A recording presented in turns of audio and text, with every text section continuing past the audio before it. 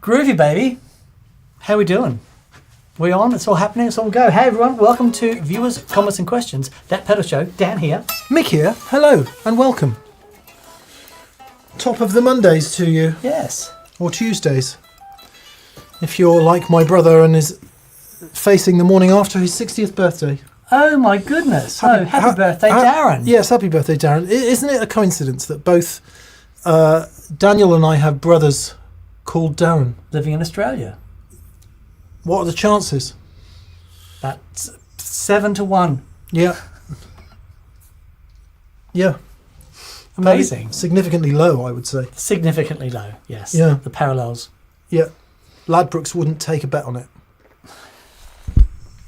Maybe. I reckon they would. I reckon they'd be happy to take that bet. Well, Boy. Yeah, depending on what you were betting on. Hello, everyone. Greetings from Sweden, says for Robert Iboy is on. Hello. Hello. Josh Lawless is on. It's my birthday today too, says Josh. Happy birthday Josh. to you, Josh. How lovely. The 13th of July. Robert Payne is with us. Oh yay, Robert Payne. Frankie Holt is on. And who else is on? Nelly Bob. He says, happy birthday, Des. Happy birthday, Dazza. Des, mate. Yeah, Daz, mate. Des, mate. Scott Curry is on. Roberty Boy is on. Richard Pribanow, g'day, mate. Daniel Mincher. Pribanow or Pribolator? That's the question. Pribanow, Pribolator. Cameron University. Hello from Southwest Oklahoma. Oklahoma. Says, we feel your heat. This is our natural magnetism. Yes, that's what it is. A little bit warm. We have been blessed with some amazing weather in the UK. It's been beautiful. And it is absolutely beautiful. It's hard to work in, and that is as much as I'm going to moan about as that. Mm-hmm. Churlish to moan about the weather, albeit an English pastime. Yes. But it's, it's a thing. We're certainly not set up for it in the UK. Just not set up for the like we are in Australia. Nowhere has aircon. No. The railways melt.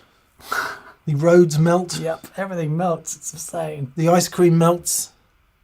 Nothing like hanging out in your new favourite bar at 10 a.m. in the morning, says Planet Ross. Don't tempt me.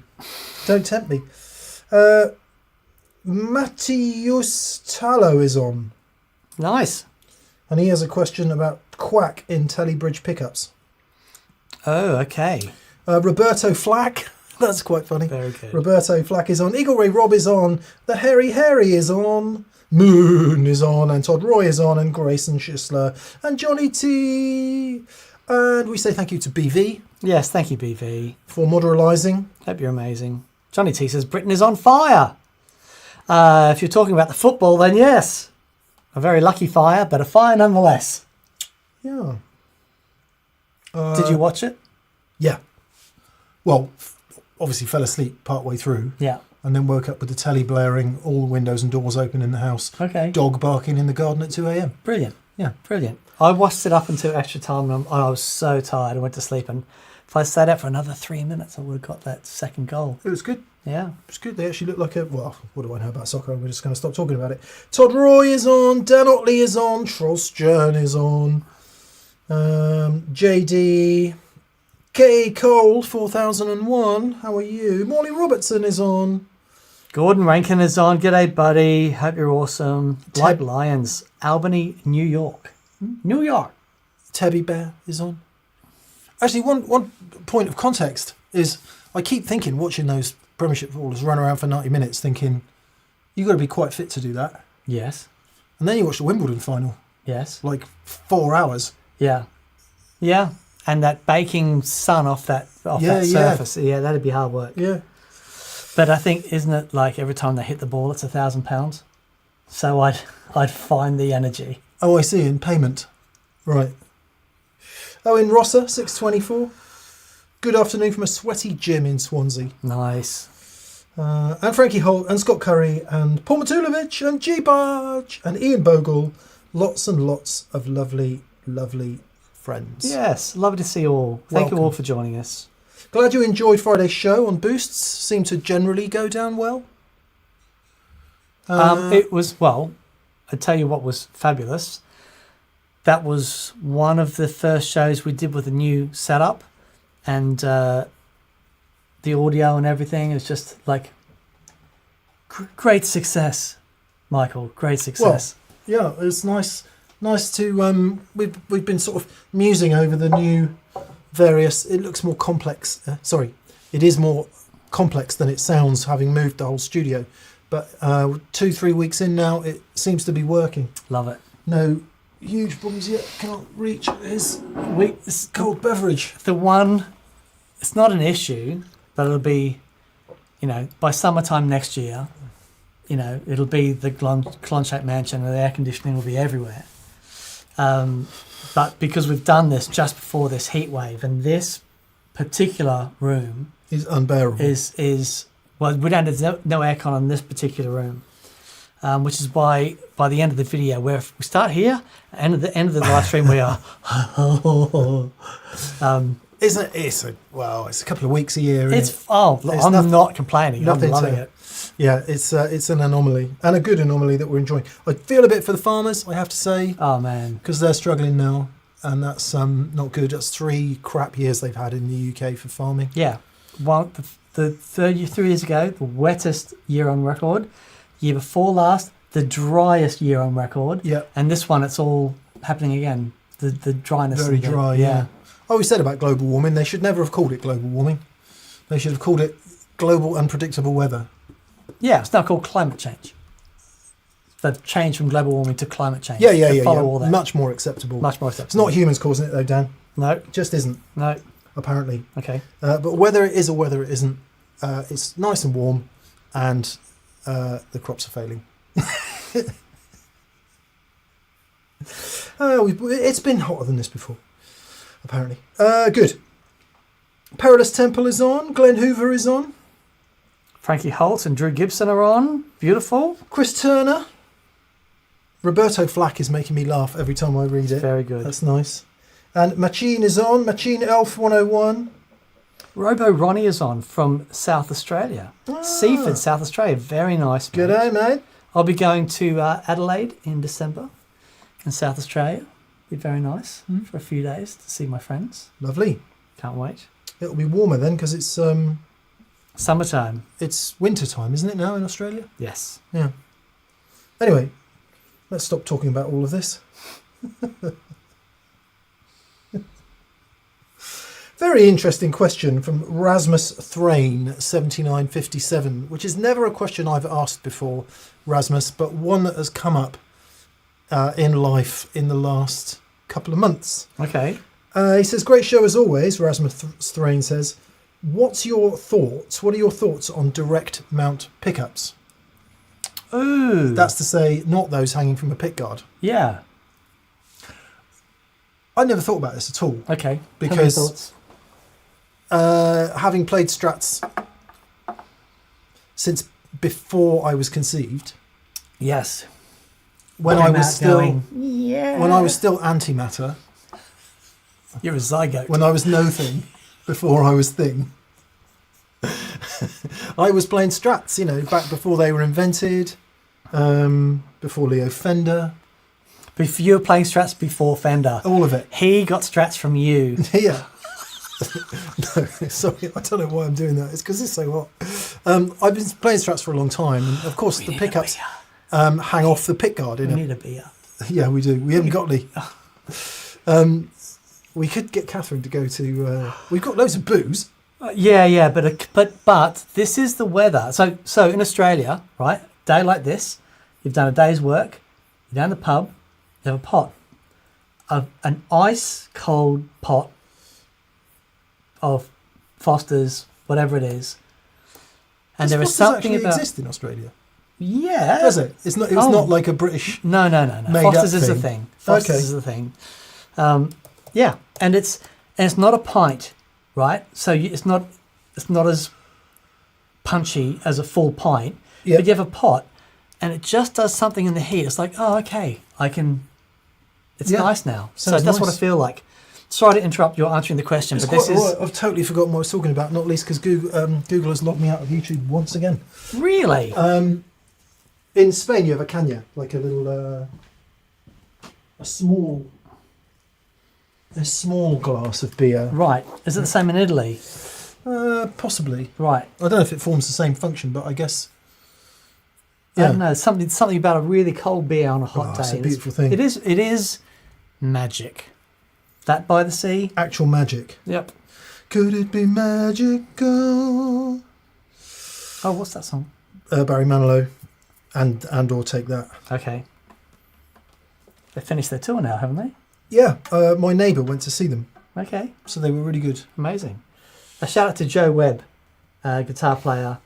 I haven't heard from Joe for years and years.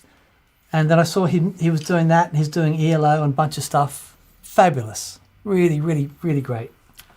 That's a northern greeting, isn't it? Hey, hello! That was crap, I know, but there we go.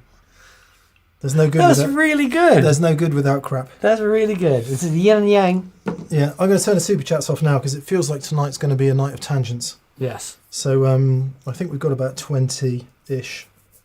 BV, thank you for the updates. Tim Halligan says, "Holy Dan, no one drinks Foster's in Australia on purpose." Excuse me. Cold beer, yes. Foster's, hell no. Oh, that's interesting. When Okay. I went there, because we were in Victoria, it was VB. VB. That's what you would Yeah. drink. Yeah. Anyway, what was I talking about? So, yes, having played Strats before the dawn of history, the pickups hang off the pickguard. I know this is not a Strat, but Yes, but for Pickard, they're not similar. attached to the body. They hang off the pickguard. In a Gibson Les Poils, for example, or a 335, they are screwed into the body, albeit within plastic pickup rings. and springs. Yeah, actually, they're not. They're hung off the rings, That's what she said. and the rings are screwed to the body. Nothing. But in many other guitars, they are directly screwed in, like P90s, for example, Yes. screwed into the body. guitar. Yeah, yeah. And excruciatingly long story coming to its eventual conclusion. In the new Dean Cutler guitar that I've got, its mini humbuckers are hanging off a pickguard As opposed to being screwed into the body. or hanging off pickup rings. And I have a little thought that might be a problem. Ooh, that is very interesting. It is very interesting. It's something that I'm going to pursue because I think it changes the relationship of what the cover and the internals are doing. So if you have any thoughts on it, having asked the question, please let us know. And if anyone else has got any thoughts on it, please let us know because it's not something I've ever thought about before. Oh, that is very interesting. Isn't it? Yeah. I mean, there's no problems with that. That works fine. Yeah, but now the questions in my head is, could it work better? Welcome to my brain. Paul Matulovic says, I still say that blue backlight on the wall implies some manner of game show peril. Boop, boop, boop, boop, boop, boop, boop, boop, boop, boop. Gadoo. That was a game show noise. I like it. Let's That's so play cool, man. Guitar Wang. Guitar Wang. That's Guitar Wang. Greetings from an ultra sunny Devon, says Martin Westcott. Hello, Martin. Wouldn't mind being in sunny Devon if I'm honest. That'd be lovely. Devon is very nice. It's all nice around here. How far is Devon from here? To the edge of Devon, less than 50 miles, Wow, I would say. that's great. I'm just guessing. Feels like Devon. Knocking on Devon's door. Just drink cider from a lemon. Lemon, lemon, lemon, lemon, lemon. I don't want to talk about it anymore. No, no, no, no, no, no. It's quite a satisfying song to play, that. Oh, good. What's it called? Help us out. It's by Feeder. Oh, He's got a yeah, brand yeah. new car. Got a house in Devon. Drink cider from a lemon. I think we're gonna make it. Gonna make it, yeah. It's not called anything like the song is called. Okay. That feeder song, please. And here's what you could have won, says Danielle Williams. Yes. Hello, it's Joan from, not Joan from Scarborough. Joan, what do you do? I'm unemployed. Oh, great. Super smashing. Great. That actually happened. Hello,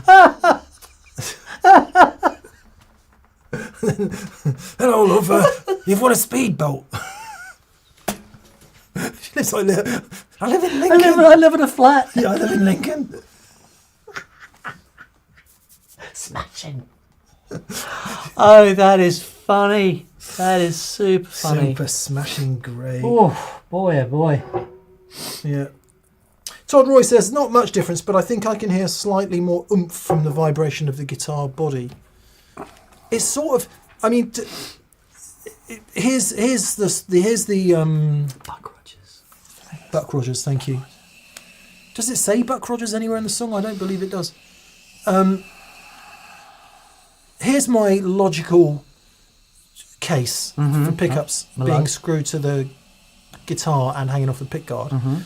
Given that string vibration, mechanical field is critical in a pickup, right? Completely. That's what's going on. It's creating the movement through the magnetic field, which creates current, Yeah. voltage. So if that magnetic field is subject to being held firmly in place by screws, is that the same magnetic field than if it's kind of moving about a bit and floating and not really attached to anything? I mean, I guess it is the same. I don't know. I'm saying I don't know. Look, the funny thing is,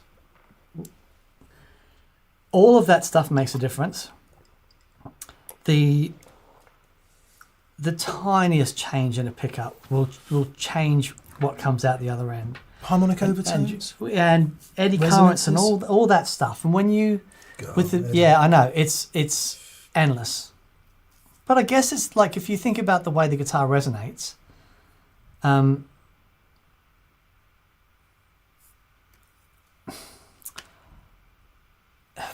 is it like having the difference between a combo or having a head and cab?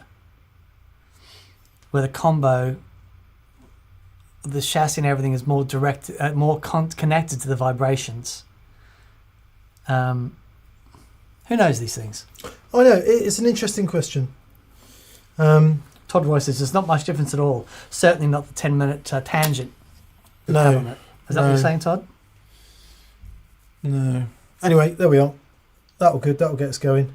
Lots of people doffing their metaphorical caps to Jim Bowen. Stephen Turner says, I have a speedboat on my farm and we're 50 miles away from the closest water. I like it. Frankie Holt says, I want the phone to ring and Commissioner Gordon be on the line. Who knows who'll be on the phone one day? Who knows?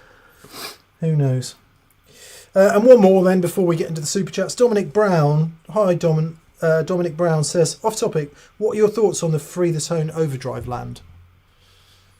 I've got a custom shop one and I think it is utterly fantastic and I do use it. I used it for the gig before last, maybe. Sorry, which one? Overdrive land. Oh, yeah. Yeah. The brushed metal. It's Dumbly. It's Dumbly. It's just excellent. As is all Free the Tone stuff. But This stuff is so good. But, you know, every cloud and all that, every silver lining has a cloud. And it is finicky. You got to work at it. Yeah.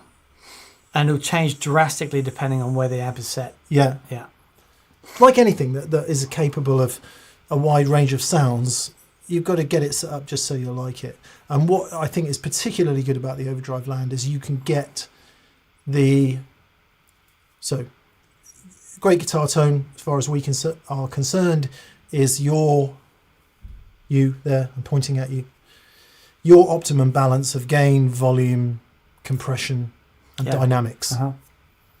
So how much gain do you want, how much volume do you want, and how dynamically do you want the thing to react within that, depending on what you do with the guitar. What I like about the Overdrive Land is it enables a vast array of all of those factors, which you don't get in a simpler overdrive pedal. Yeah, but you just got to like them all, right? You got to know it. And you got to know it that when you're in the heat of battle, I got to know which switch to flick to get the desired result. But yeah, no, definitely. Alan Rutherford have said the largest difference would be an unpotted pickup under gain. Direct mount would have less vibration than a suspended pickup. It may change the level of microphonics due to non-vibration buffer. That is exactly the problem I'm having. There you go. Exactly the problem I'm having. Very interesting. An unpotted pickup suspended from a pick guard causing a level of microphonics I don't want. I do like a level of microphonics in a pickup, I have to say. Yes, a level. But if it's too much, then not so much. Yes, Todd Roy said, Dan, is that mainly how tangents end, with nothing really said or discovered? I think we could go off on a tangent on that alone and not come to any conclusion. If there were any answers, that pedal show wouldn't exist, right? That's exactly right. Because everyone would know. Yep. We'd all know, so we'd stop asking. Yep. We just ask the better questions. Yeah. With longer answers. Yeah. Yeah, yeah. And then discover that it wasn't right in the first place, so start Circle again. back. Start again. Okay, let's get into the super chats now. Housekeeping. Oh, housekeeping, yes. Bit of housekeeping this week. Can I have some housekeeping music? Yep, you can.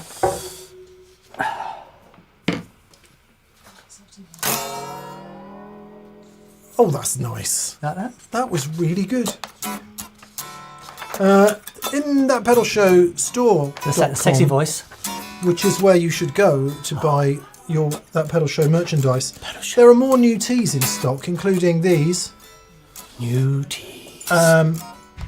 which is a nice. It's called Tea for 2 o'clock in dark navy and cream. Available as Rosie's. That's Rosie. Rosie's barking at somebody. And new TPS logo tees like the one I'm wearing, available in the store right now. It's good t-shirt weather. Actually, if you've never bought that Pedal Show t-shirt, buy one. Catherine and I were just musing the other day. These EPO ones are the best t-shirts I have ever had. I live in them. They They're are fabulous. really good. I've been trying to buy some more bougie t-shirts recently because it's quite nice at the weekends to not wear TPS t-shirts. And I don't have anything else. I've been struggling, man. Struggling. They're very nice. And apparently, Experience Day tickets, first half of 2027, are going to go on sale Experience Day. Wednesday evening UK time. That is in about 48 hours from now. Wednesday. Advance info will be going out to all TPS patrons tomorrow, so you guys will hear about it first if you're a patron. And that will be followed by an email to everyone who's signed up to our mailing list. So that means if you're not a patron and you're not signed up to the mailing list, you won't hear about Experience Days first. Please do either of those things. Experience Day. We know we put 36 on sale at a time, 6 months worth of 6 tickets at a time. So we appreciate that it's not millions, and we appreciate there's a bit of disappointment if you miss out, but that is the way it goes, my friend. That's the way it goes. That's the way it goes. That's the way it goes.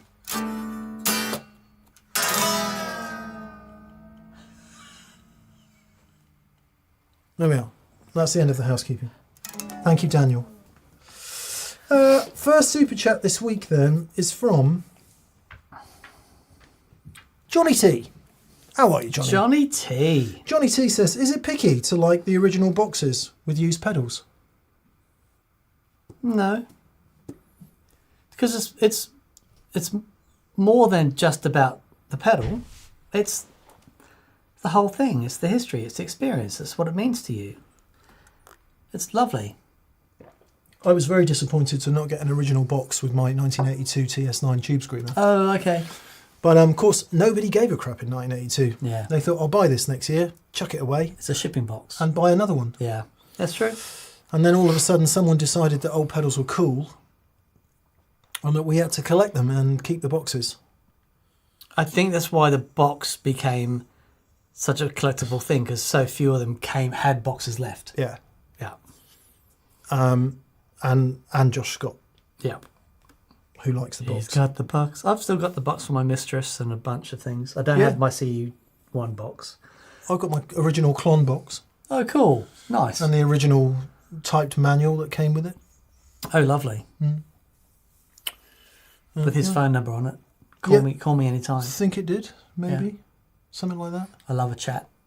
Yeah, Hit me up. yeah, Love it. that's what he said. Mm. Yeah. Andrew, how are you, Andrew? We spoke to Andrew last week. He says, hello, DNM. No question this week, just a big thank you for all the entertainment and knowledge. Have one from the main chat on me if time allows. Oh, beautiful. Well, we did a couple at the beginning, so we'll take those for the time being, but there will be more a bit later on, Andrew. Thank you. Bill Green says, I was very confused why VCQ was happening today and then realised it was Monday. Coming back from vacation is hard. So hard. Man, we got it so wrong. We should have had our summertime off now, shouldn't we? Yeah. Because when do the kids break up from school? They're in uni, so Well, yours their whole are, life but is a holiday. I mean, other children who are in normal school. Yeah, around then. Third week of July, Something, usually. yeah, something like that. And they're off for all summer. Because obviously that's when it will start raining in the UK. So And that's where, if you go anywhere at that point, it's 3 times more expensive. and 30 times more children. Yeah. So you could have had your summer holiday now Yep. in this amazing weather for a third of the price. And half the people. What are we doing? What are we doing? I think that's the question. That is the question. Yeah. PG Nash, hello PG. Hey, mate. He says, hi all. PG, you've been, as everyone is extremely generous, PG, you've been extremely generous with your super chat. Oh, thank you mate. very much. So we'll try to answer it as fully as possible. He says, hi all, have you ever owned gear that didn't feel or sound as good in your hands as its reputation? Yeah, literally all of Almost my gear. everything I play. I'm selling my 53 custom shop telly because I don't want to mod it to make it feel right, so let it go. P.S. I already sent my record, not the end, which we haven't got to, and we will. Thank you for sending it.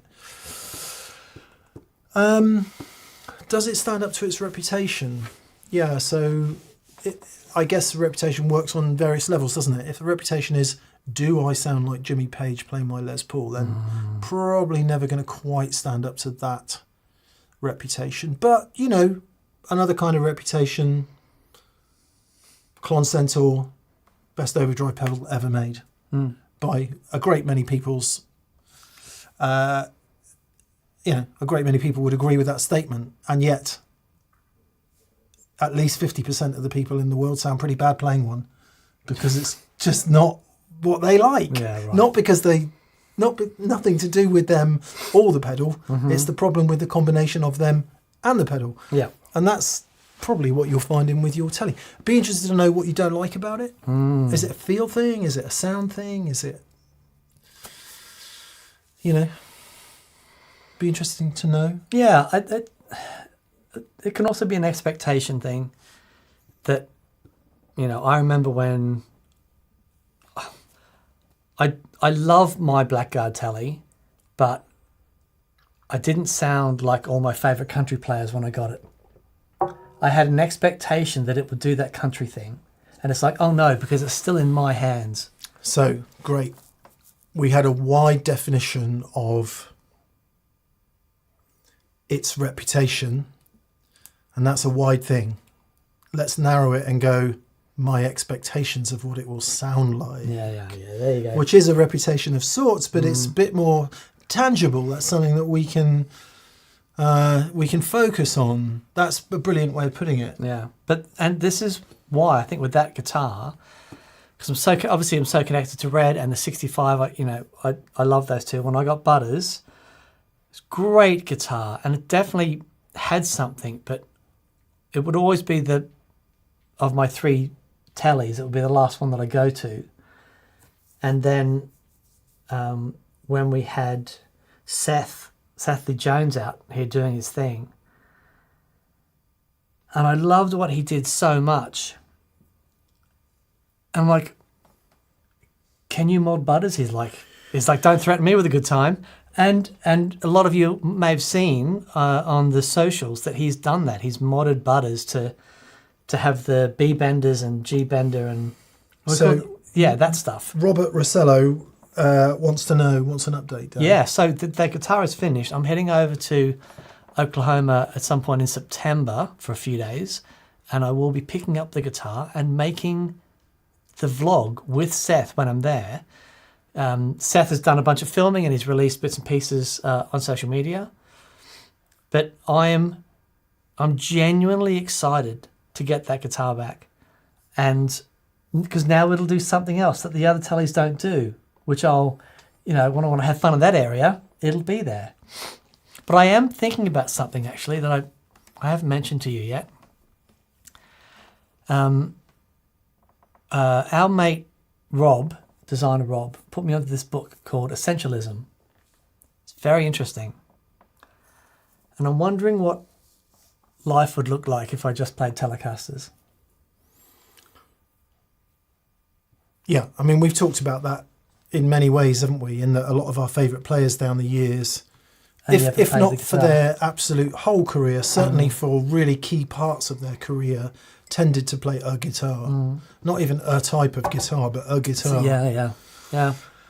And that we've spoken about it a lot, that level of familiarity and removing option paralysis and taking a lot of the psychological time out of what we're doing here. I think there's a lot to be said for that. If you've got something to say. I think one of the reasons that so many of us flip between so many guitars and think about gear and new amps and new pedals and new guitars is because we're searching for something to say. And actually, we think it might come out if we get that piece of gear. And it very well might. I don't want to put that down in terms of a way forward. But I do think that, circling back to our favourite players, I think they have something to say. And they're just interested in saying it rather than having... And that's just the vehicle to say it. 80 guitars. Yeah, that's right. Or even 8 guitars. Yeah. That'd be interesting, Dan. Yeah. Given that you have acquired quite a lot of guitars recently. I know. So, and this is interesting, right? So, Todd Roy says, either Better Butters or Betters should be the new name of the guitar. I love that. Yeah. Betters. This is Betters. That's brilliant. Or you could call it I Can't Believe It Is Butters. There you go. Yes! Genius. Ladies and gentlemen, genius. Ikbib. I can't believe Ikbind.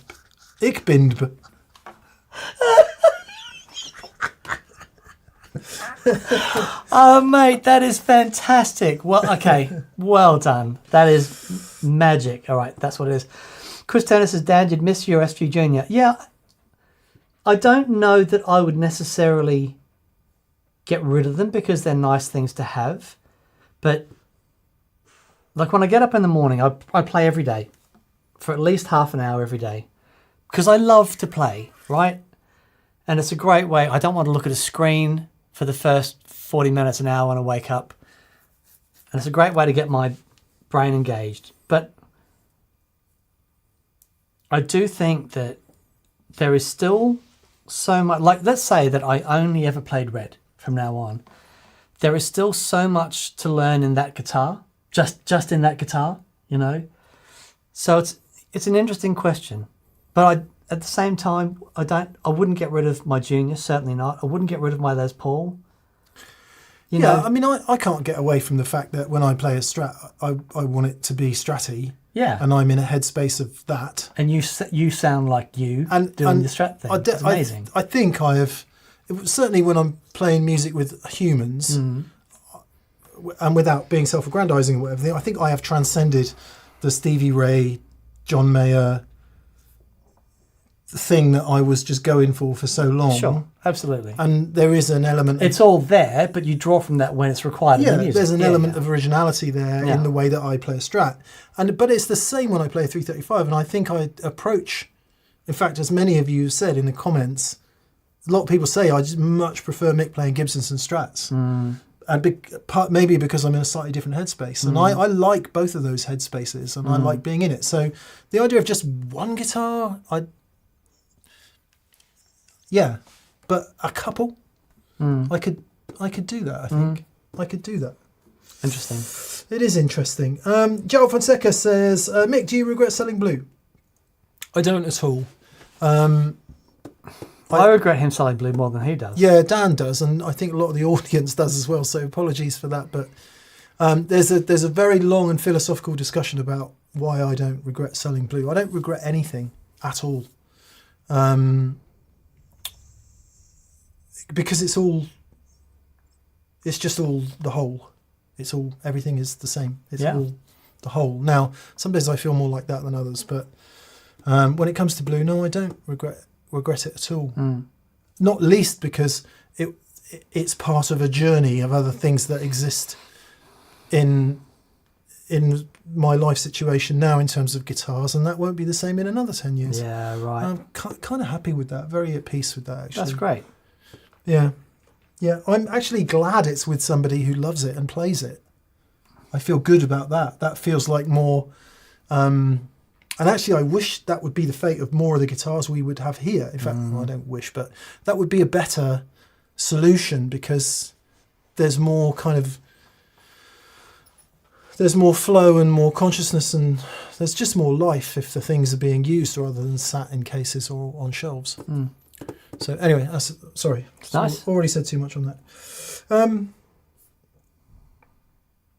Yeah.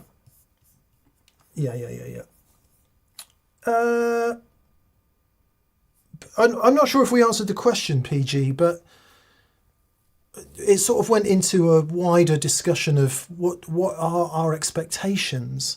But I think what you've done with the telly, if you're like, actually, this isn't really for me, and you've moved it on, I think that's, personally, I would say that it's a more positive decision than just battling with it and wanting to like it because you should like it. There's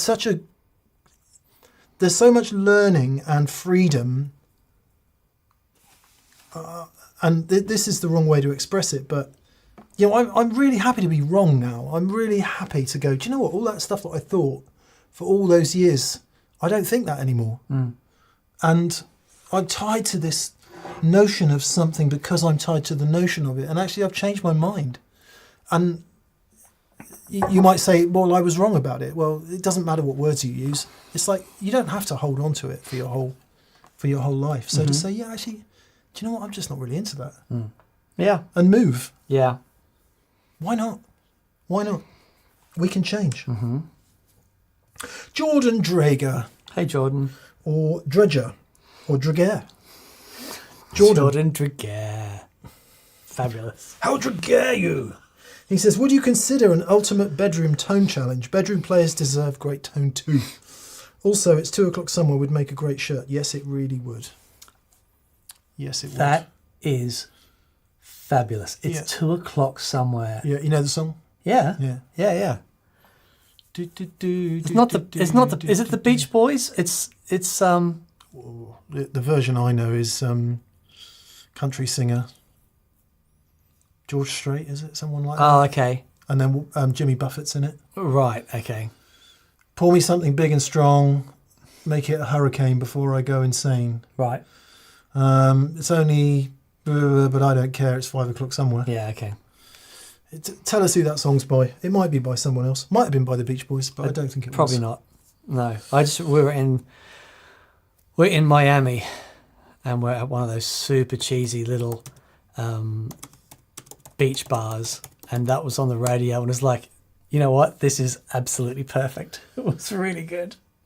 Alan Jackson and Jimmy Buffett. Oh, there we are. Alan Jackson and Jimmy Buffett. There we are. Fabulous. There we are. So, would we consider an ultimate bedroom tone challenge? Yeah, why not? I like it. We'd have to create some rules. We did a challenge video today, and those of you who have suggested this will be very happy to know it is Boss versus MXR. Dan and I had to pull Boss or MXR out of a hat, and as you will find out, the challenge became 2 different challenges. It did. Yeah, it did. Yeah. Yeah, it was really interesting. Yeah. Alex KD5 JT says it's by Oasis. Yes, like very good. Very good. No, it's not. Bedroom tone challenge. Yeah, okay then, we will. I tell you what then, Jordan, seeing as you've suggested it, why don't you make up the rules and pop them in another comment somewhere. I'll make sure I see them. And you make up the rules and we'll do that challenge. There's a lovely message from Darth Keys who says, TPS, thank you for your guidance. I played a wedding gig for the first time on Saturday. I took a moment before the show to breathe. I made eye contact with my band and I had good tone. Thanks, Toes. Mate, congratulations. It's magic. You've leveled up. You have. You have. That's really serious. Yeah, well done, buddy. Brilliant. Well done. So pleased for you. Yeah.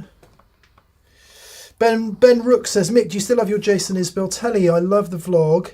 And I have one myself, but I might not keep it. That's another guitar I sold in order to help fund some more scary purchases. I think the funds for that went into the 345, maybe, or it might have been a Strat. I can't remember. It might have been a Les Paul. I don't know. Catherine and I have a 1 in 1 out rule now, pretty much. So if something new arrives, something has to go to a point.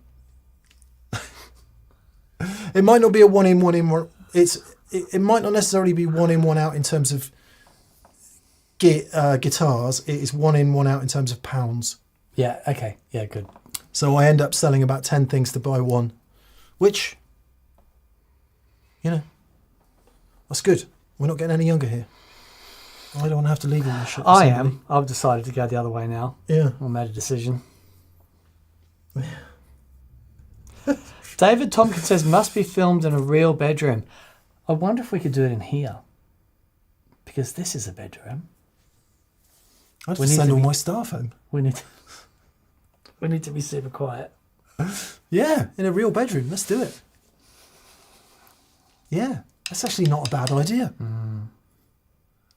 Whose bedroom? Sultan of Brunei. Think he'd be up for it? Charles? Yeah. Do you mind if we just... I'm not using the palace. Sorry, Go for your life. Your Royal Highness, can we use your bedroom? He'd be like, not you as well. Camilla's got all her bloody friends over again. Yeah, let's do it then. Let's do it. Let's do it. Personal Denaire says Benjamin Butters. That's very good. That is very good. Unfortunately, nothing's going to beat I Can't Believe It's Not Butters. That is one of the best things I've ever heard. That's brilliant. It's a shame it's not a catchy acronym.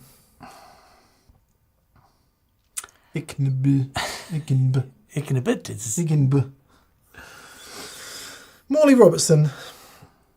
Hello, Morley. Good to hear from you as always, buddy. He says, leg ends, my delays have been a bit lacking lately. And I was thinking of trying the Strymon Brig, as it sounds great and has a small footprint. Thoughts? By the way, my son Owen just turned 13 and says hi. Oh, hello, Owen. Happy Hello, birthday, Owen. mate. Happy birthday. I remember 13. I got a punch for my birthday. That was PS for me. BS, sorry.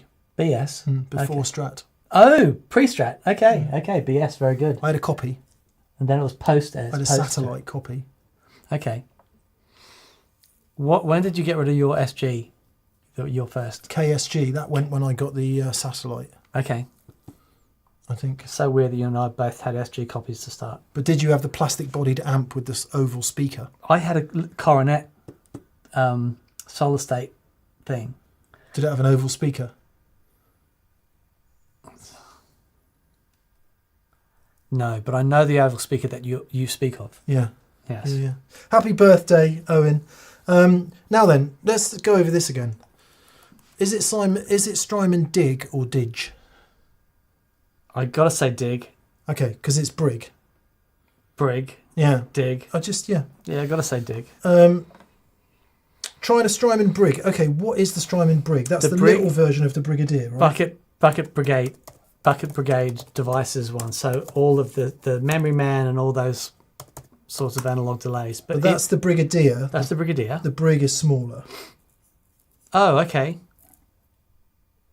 Oh yes, that one. Yeah, I mean, I've got the Brigadier here, which I think sounds ace. So I'm sure it sounds amazing. Yeah. I like it because it's simple. Yeah. For those of you who don't know what the Strymon Brig is, There it you looks go. like that, or it would look like that if that camera wasn't so, if this screen wasn't That's so good. horribly overexposed.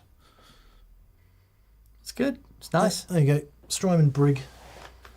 For switchable cameras, obviously. What I could do is just turn the exposure down a bit. Andrew265 says, can't believe it's not Butters, a CBNB. CBINB. Sibnib. Yeah, cool. I mean, it's just, I can't believe it's not Butters. That's So, it. you should call it Marge. That is also very good. And I appreciate, but I can't believe it's not Butters is so good that I will take the effort to say its entire name Every time. every single time. Right. No, I can't Because it's- believe it is Butters. I can't believe it. I can't. Well, but I can't believe it's not Butters because that's the magic. No, the magic is you can't believe it is Butters because it's so changed. I know, but yeah. I can't believe it's not Butters. I can't believe it is not his Butters. I love it. I love it. Marge, So I good. think, works. Anyway, yes, Brig, go for it. Now, one thing you need to be aware of, there's a show coming up on Friday this week where Dan and I, Dan showed me the picture of Joe Bonamassa in his high-power Tweed Twin Tone Master amps.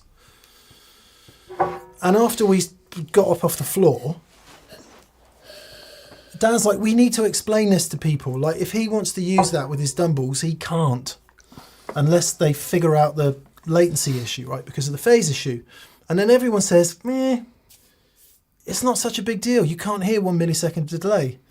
We prove beyond any and all reasonable doubt that not only can you hear it, you can hear it loud and clear and obvious in a show on Friday. So rather than, oh my God, we hate Toastmasters, it's not about that. It's, Not at look, all. if you want to use and we use Boss Katana because it's the most popular digital modelling amp, I want to say ever, but certainly of the last 10 years. Probably not ever, but certainly of the last 10 years. If you want to use your digital amp and an analog amp, and just to prove it's not about tube amp snobbery, we use a quilter as well, Yeah. a transistor amp. So look, if you want to use your digital amp with a transistor or a tube amp, then you need to know this. You do. need to know what's in this video. Why am I saying that? Because Strymon Brig does have analog drive-through. Absolutely. All the Strymon delays too. So it's a feather in the Brig's cap in that if you want to use it wet dry, you can. There's a few digital modelling delays out there which don't have analog drive-through, which means you can't use them wet dry. You need to put your brother's clothes on the lower peg and then write your letter home to your parents. Yep. So a couple of very interesting things. Scott Curry says you can't unhear it once you've heard it. That's right. And BV says tone masters are near to 2 milliseconds out of phase. 2. Yeah. Yep. Well, where we got to with the Katana, because we measured it, it's actually under 1. Right. I Wow. looked at the waveforms after and did some... Just maths. It's under 1. It's under 1. Yeah. But here's the thing. It's under 1. It doesn't matter. Yeah. It could be 0.01. It doesn't matter.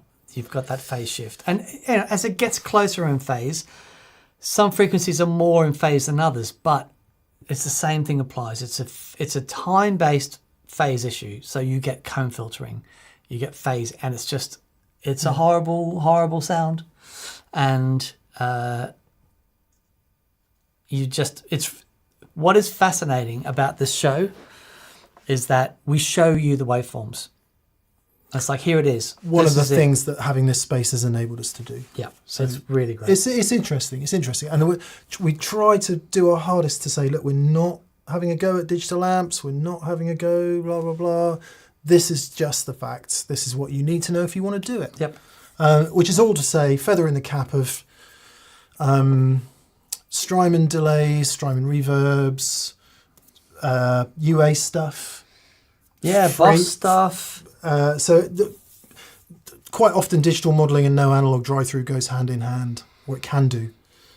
But in the case of those brands we've just mentioned, you can use your digital modelling delays with freedom if you want to have them in a wet dry rig. Yeah. And we also appreciate that that's a small percentage of players, but it's important to us. It's important to us. Next guitar thing says, I think it's good to clarify that 1 millisecond latency is obviously audible when it comes to phase issues, but absolutely imperceptible in terms of response time. Yes, so what we're talking about is adding. It's very clear about We say that very clearly in the video. We're talking about when you try to add an analog amplifier to a digital amplifier. This is the problem.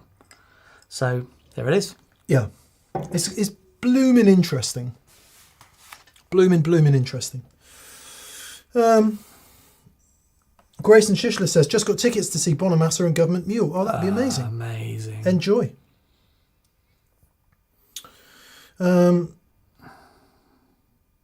Yeah. Eagle Ray Rob says, the great thing about science is you don't have to believe it for it to be true.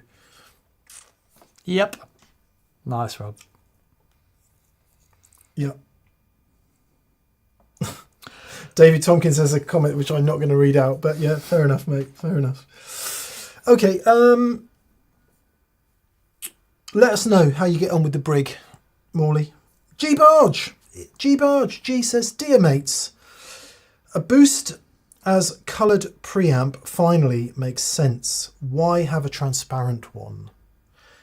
Just solos. Also, my dear friend Larry Cragg's band played at our Happy Summer party on Saturday, wishing all of TPS a happy summer. Oh, beautiful. And Thanks, TG. mate. We are our neighbours. We got the first of the summer wine party at the weekend. Beautiful. Which isn't quite the first of the summer wine, but we had a last of the summer wine autumn party. Okay. We live in a lovely group of people, and we quite often get together and have a get together, which is a lovely thing to do with your neighbours. Given that I have lived in places where neighbourly relations haven't been awesome. I think that's a lot of places. Yeah, we're very lucky. We're very lucky where we live. Anyway, happy summer to you, G. And it would have been great to see Larry's band. He says, why have a transparent boost? Yeah, I mean, it's a pretty decent question. The same but louder? Yeah, but the even then, if you have, let's say you've got 2 boost pedals. Let's take out just having a transparent boost. You've got 2 boost pedals. One is set one way and one is set a little bit louder. That little bit louder, it's not about the sound of the boost pedal being louder. It's about what it's interacting with and what gain structure, the changes in the gain structure, that extra push happens. So I recorded with the AC30 today and plugged that amp and it's like, oh, mate, it's just so great to hear it again. But it's that thing, as soon as it gets pushed, it could be completely clean. It's like what you get is this different level of limiting and harmonics and stuff from the amplifier. It's got nothing to do with the character of the boost itself. It's got everything to do with what it's going into. So yeah, it's understanding that's gain structure. It's understanding that it's one big ecosystem and everything works together. Very much so. Mark Hunter asks the much more obvious question, which was, is Joe Bonamassa using Tone Masters with his Dumbles? I thought he was just using 4 Tone Masters together. Yeah, he may well be doing that, actually. Yeah. To save all that hassle. The show we went to see him at in Bristol, I think it was, at the, what's the centre there? The Brunel Centre, whatever it is in Bristol. And he had his 4 high-powered twins. Yeah. That was the only amps he had a stage for that one. He went through, it depends what bands he's playing, because if it's Rock Candy Funk Party, he tends to play Marshalls, I think, super bass and a super lead. Right. If it's Joe Bonamassa and the big band, he has his crazy full everything. And then it depends what the tour is. Okay. But there was a period where he was only playing those Tweed Twins. Yeah. And just after that, then he went Dumble crazy. So yeah, it'd be interesting to see how long he does that. Yeah. David Tompkins says, neighbours. Everybody needs good neighbours. That's when neighbours become good friends, as Dan will no doubt attest. With a little understanding. Yep. Helps to find the perfect plan. Is it? Angry Anderson? Oh no, he that was Anyone Can Fall in Love, wasn't it? Oh no, that was Anita Dobson. How do you know Angry Anderson? Because he sang something on when Kylie and Jason got married, maybe. Oh, okay. Yeah. Wow. That's proper deep lore. Stan Muso1 says, "Hi lads, any experience with the Ibanez Mini Chorus CS9? It is analog and true bypass. I tried the new TC-SCF, but compresses the dry tone slightly. I know what you mean." I don't think it is true bypass, the Ibanez CS9. I think it's buffered bypass. It's FET switching. Unless it's a new one. The Mini, because the Mini has got the foot switch. Yeah, okay. Because the Mini Tube Screamer is true bypass. So the Mini Chorus will be true bypass as well. I haven't tried the Mini Chorus, but Dan has got a mini delay, I think, haven't you? Yep, 89 mini delay. And we've got a mini Tube Screamer, and they are both exceptional. Really fabulous. So no reason to think why the CS9 wouldn't be. Mm-hmm. And I know exactly what you mean, Stan, about the SCF. I guess because it's all analog, or partly because it's all analog, it is definitely got limited headroom, or it feels like it's got limited headroom when you really whack it with some overdrive pedals. Mm-hmm. So I feel you on that, and that can be a cool thing because you get a bit like you would get in an old CE1. You get a bit of crunchy nice being a technical term, obviously. So yeah, but if it's too much, there is an input control. You know that, right? There is an input control on there, but you know that because it's very clearly on there. So yeah, try it. In our experience of the two mini Ibanez pedals we have, exceptional. I would use that mini Tube Screamer happily. Yeah, 100%. 100%. However, I have to say, the show that we did recently, which hasn't come out yet, that will probably be next Friday. Yeah. But hearing your old one, it's like, that is the sound. Even I was surprised by that. Just wow. I spent all this money on I say all this money, it turned out to be good value, but spent all this money on an 82 TS9 thinking, this is going to hurt when I hear it next to some of my favourites. Because, could have the suppository effect. It's not all it's up your crack to be. Come on. You're on fire today. It's something about the heat. He's on fire. It's brilliant. Back to whose question was it earlier? It was PG Nash's question. It has this stellar reputation, and you plug it in and you realise, whatever. Anyway, long story even longer. It absolutely stands up. Oh, it's just magic. Yeah, I bought it because Philip Ace had been in, and sometimes artists can affect you in that way. Yeah, but you can't argue with the sound that he had. It's like you can say whatever you like about anything boutique and stuff. When he does his thing, it's like, okay, that's what that sound is, and it's extraordinary. And you went out, found a really great sounding early 80s Tube Screamer, 82? Well, I pressed buy on Reverb. Yeah, but you pressed buy on Reverb on an 82 Tube Screamer, and it, man alive, it was extraordinary. It was nice hearing your Strat do that. That's just like, oh, yeah, that's that sound. Yeah, Amazing. well, especially as the Strat is sounding unusually good at the moment. So sounds magic, mate.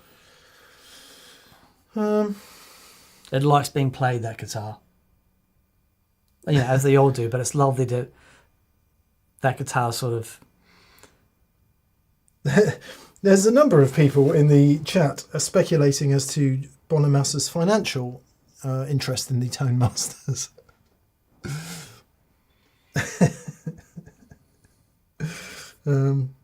Yeah. There we are. Got to make a buck, eh? Mm-hmm. Although, shall I say this out loud? I did think about artists who maybe have signature products in the digital realm that they. Well, anyway, let's say it's a plugin from a really leading and popular plugin company. All us consumers out here are buying that piece of digital stuff. And the vast amount of money that is being made is probably being spent on bursts, Dumbles, So true. old Strats. It's an example of how the rich get richer. Oh, that's very funny. Right? But I don't know. It's not a very kind thought, and there'll be some karmic repercussion of that for me thinking it and saying it out loud. But Machine okay. Alpha 101, Angry Andertons. Suddenly I'm hearing tone just the way I should. Very good, mate. Look, I want to encourage everyone out there, get in on this stuff. It is gold. What a great way to spend a Monday afternoon. Solid gold. Well done, buddy. Just brilliant. And yeah, and far be it from us or anyone else to pour scorn on any of it, because their contribution to music, to guitar playing, to completely. the culture of our little world, to the inspiration value that they bring, far outweighs the need to earn a buck, right? Which you do. Yeah, you do. Yeah, and you do. Otherwise, they can't keep going. Yeah. Yeah. Anyway.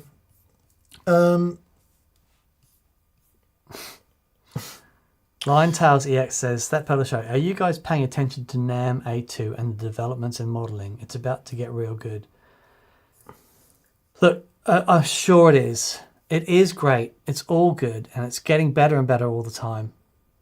It's just not that's not the conversation we're currently having. It's where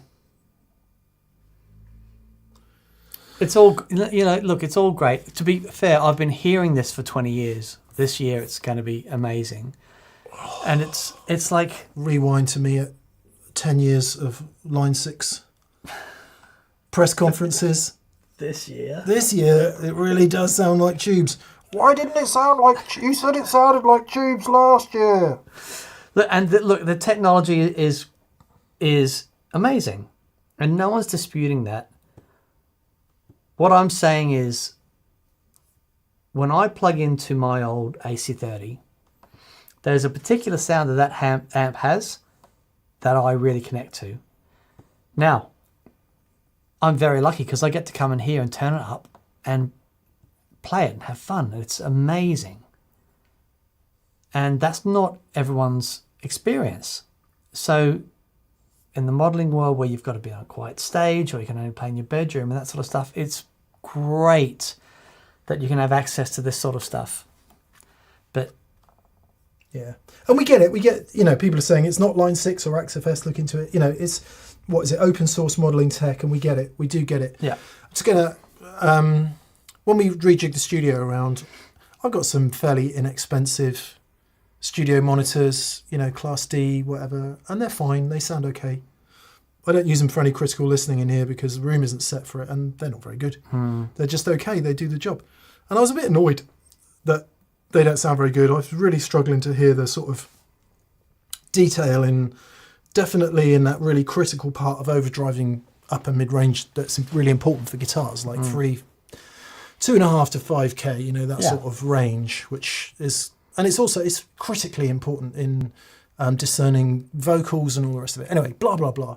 I can't afford a set of 100 grand PMCs. So I thought, this is interesting. Started to look into mix cubes, right? Those little things that you see on the bridge of every big serious recording studio. And if you don't see those, you see a pair of... NS10s. NS10s, yeah, Yamaha. And I thought, all right, I'll give this a go.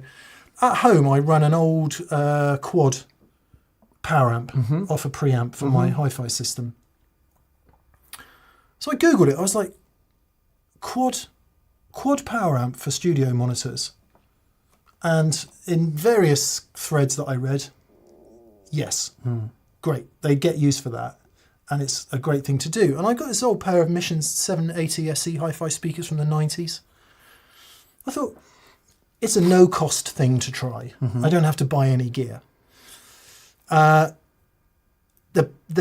by-wired, if you believe that makes any difference. I don't know if it does. Hi-fi people think it does. I plugged it all in, A-B'd between my cost-effective studio monitors and the quad analog transistor hi-fi and the passive speakers with no DSP whatsoever in them.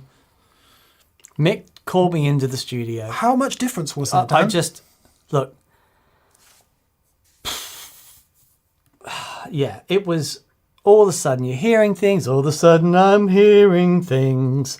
And it was just wild. It's just wild. Look, the digital amp thing is going on. I'm going to round my circle with this. Digital modeling, let's say digital modeling sounds exactly the same, right? Let's say it's exactly the same.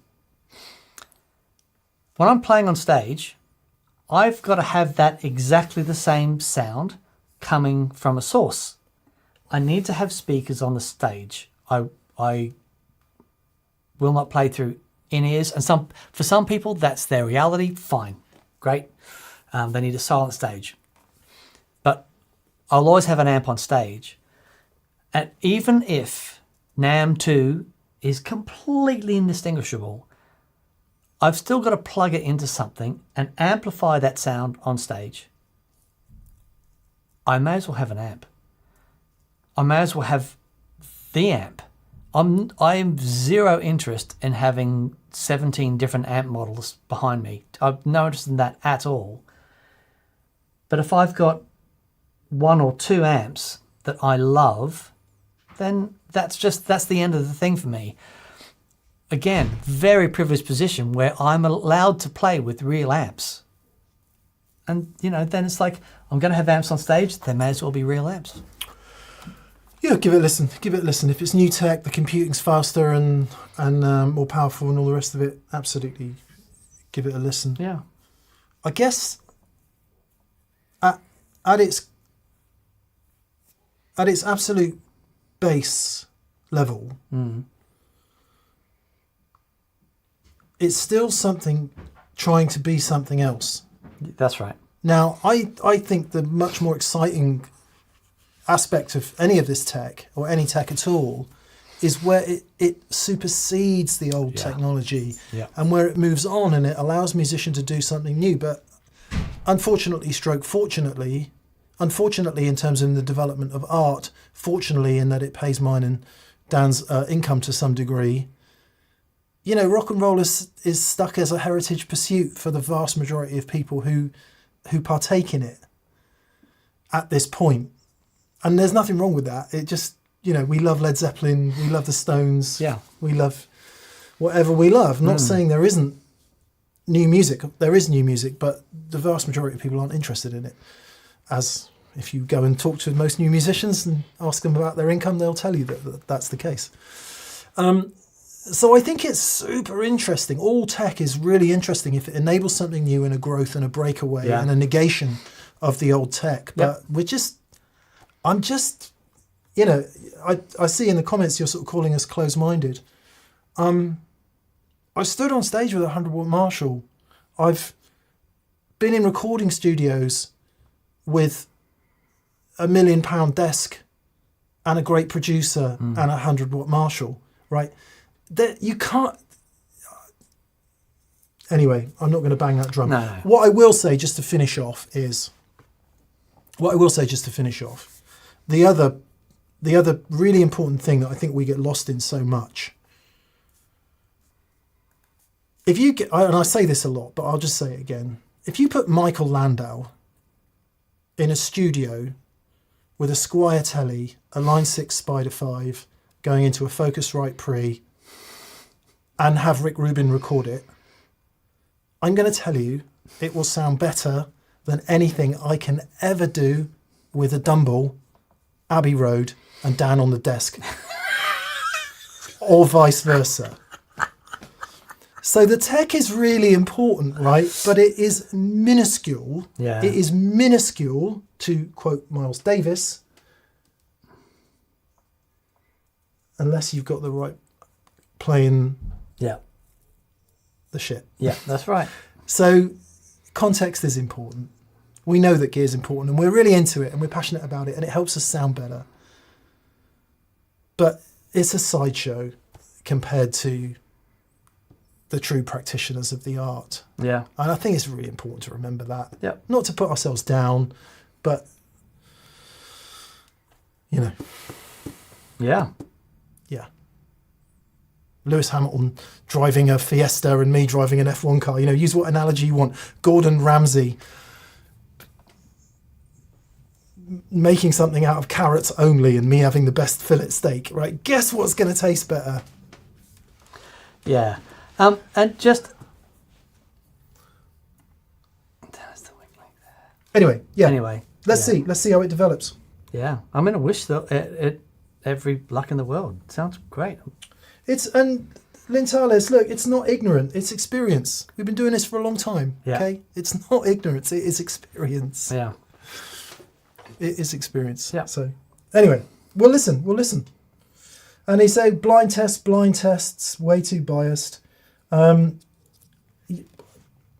hope you've done as much reading as I have on biases, on heuristics, on the way the brain works, on all of the stuff that's subconscious. If you have, you'll know that it's way more complex than that. So, and it's interesting because we're not bashing it at all.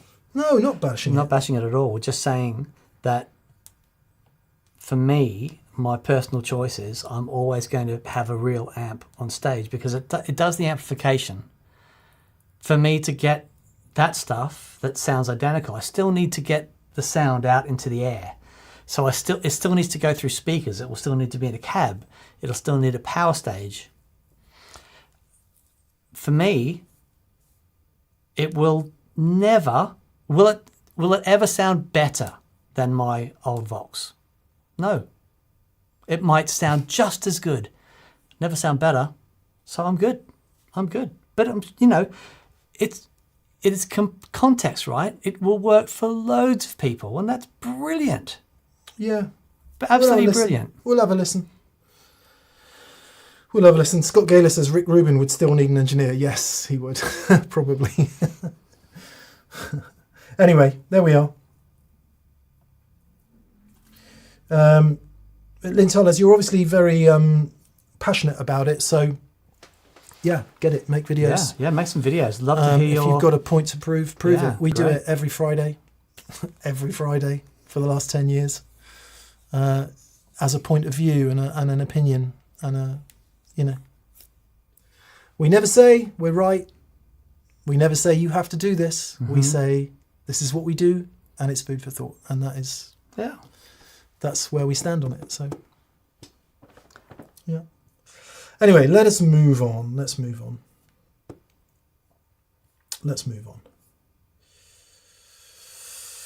not the same.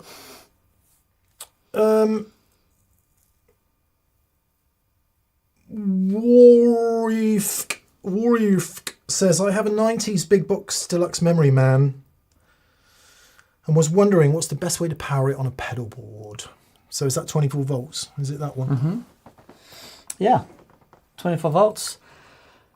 You just have to have a 24 volt supply. You've got to have a supply capable of delivering 24 volts.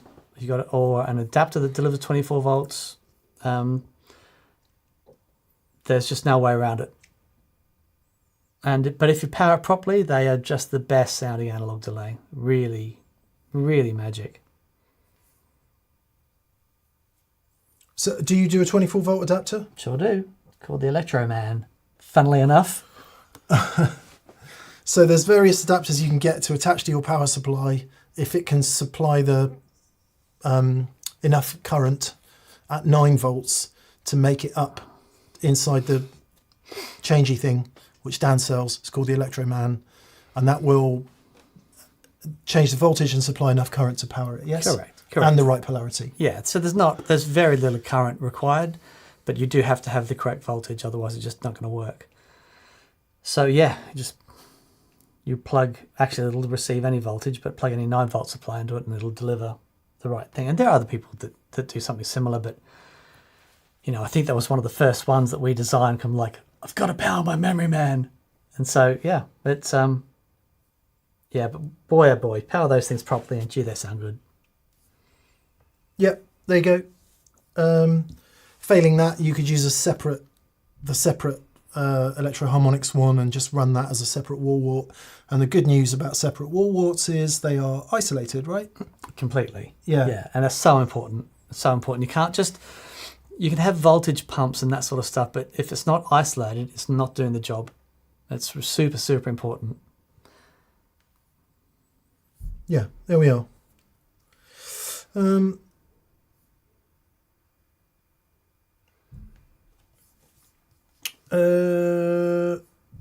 Johnny T, when is the next Dave Gregory episode? And what's it about? Great question.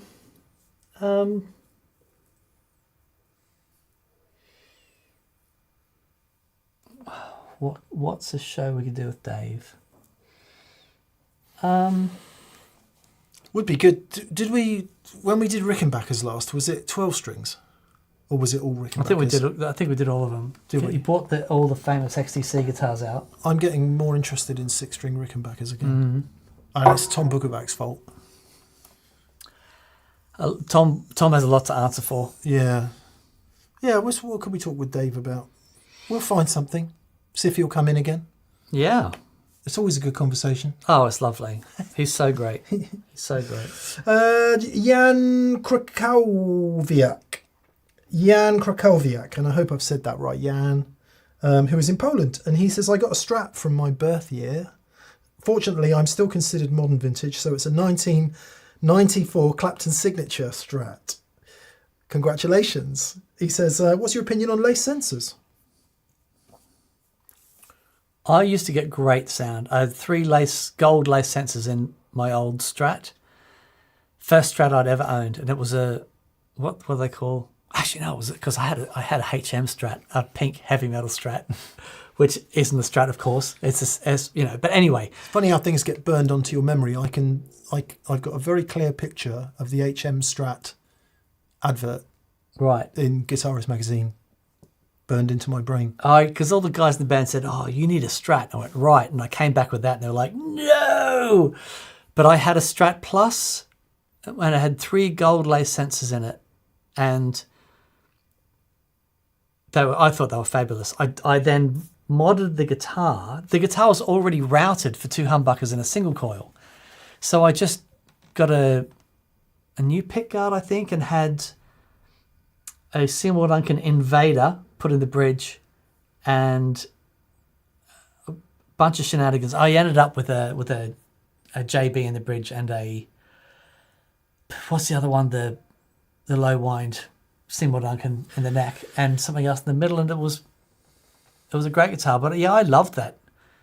It had the roller nut on it. It was cool. It was a really cool guitar. I've never spent any time with them. No, Obviously, I have played them. Yeah. But I've never had them in a guitar that I've owned. Jeff Beck used them for a long time. They were in his original. I want to say they were in his original signature Strat. Yes, his original signature Strat, which because it had 2, yeah, it had 5 lace sensors in it, right? Or was it 4? 4, but the bridge was double lace sensor. That had the thickest neck on any guitar I've ever played. Yeah, it was just wild. It stayed pretty thick, even when he went back to pole piece pickups. It stayed pretty thick, the neck on the Jeff Beck Strats. I think I have a kind of motivated view of them, which is Clapton's sound at the time with the mid boost, which I personally was never a fan of. And I've got a theory about that, right? So he played, for me, Clapton's, just from a personal perspective, my favourite Clapton tones ever were Cream. Yeah, SG. Or 335 or Firebird or whatever it was. Or Les Paul, I think he recorded one of the first records on. If I could be misremembering, or I don't know, more likely. But it was Gibson's, right? And through the Marshalls and cranked, and it's just like, yeah, that. Amazing. And then the mid-70s period, Layla aside, I just didn't like his sound at all. It's all thin and position 2 and 4 and Music Man amps. It's like, not for me. And then when August, was it, came out, and whatever the album around there, when he first started getting into the thicker tones again with the chorus, into Journeyman, which of course was Clapton's great rebirth. Yeah. I felt like he was just trying to make a Strat do what his Gibsons were doing from years ago. But it's an oversimplification. Wasn't that the Lethal Weapon 4 soundtrack or something that he did? That had, was Lethal Weapon 3? Oh, it was fabulous. Yeah, my knowledge of that period's not very good. But he did all the incidental music for it as well. Yeah, maybe. Bow, bow, stuff going on in the background. It's like, oh, that's so tasty. Yeah, and then there was something else he did, wasn't there? I forget what it was called. No doubt you're writing it in the comments as we step ever more out onto the thin ice here. But that Soldano Clapton signature Strat with the chorus, that was a fantastic tone. I really love that. Yeah. And obviously that's the one that John Mayer kind of borrowed for Sob Rock. And so that's what I associate Les Sensors with, but there's a lot more going on there. So maybe we should see if we can borrow a guitar and have a listen. I have a massive prejudice against EMGs because of the heavy metal thing, which is never guitar sounds that I've ever liked. And yet whenever I hear them in a Strat, I really like it. I really like it. Just the sort of the fidelity and the cleanliness, the lovely, powerful, full frequency clean tones that you get out of EMGs in a Strat. David Gilmour. You can't argue with that tone. It's amazing. Yeah. But so yes, all of which is dancing around the fact, don't really know. We should get some in and have a listen. Yeah, love it. Yeah. Actually, that's a great idea for a show. So pickups that we don't normally use. Yeah. Get some gold sensors, some lace sensors. So active pickups, lace sensors, gold foils. Even though we have used gold foils before, but that'd be fun. Yeah, it would be fun. It would be fun. And Marcus Reeves says, Edge of Darkness, Mick. Thank you, Marcus. Yes, of course. That's what Clapton did. Edge of Darkness.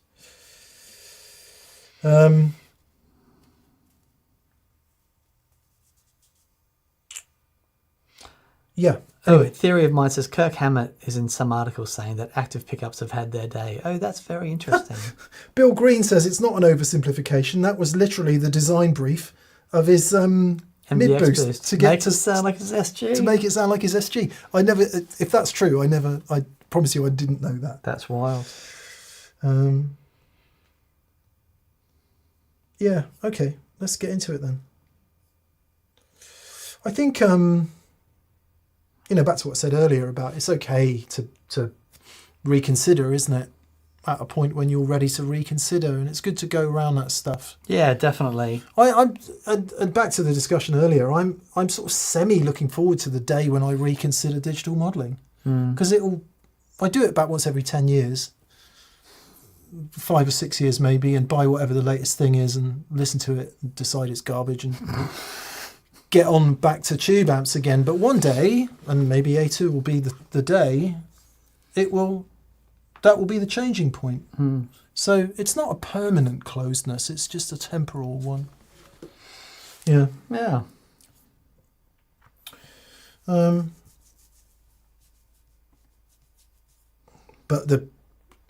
I'm going to get the Genelecs in here. Oh, yeah. Because they're a bit further up the food chain than these. I mean, they're not 100 grand PMCs, but they are further up the food chain than the brand that I'm not going to mention because I don't want to. And they're old, right? They're really old. So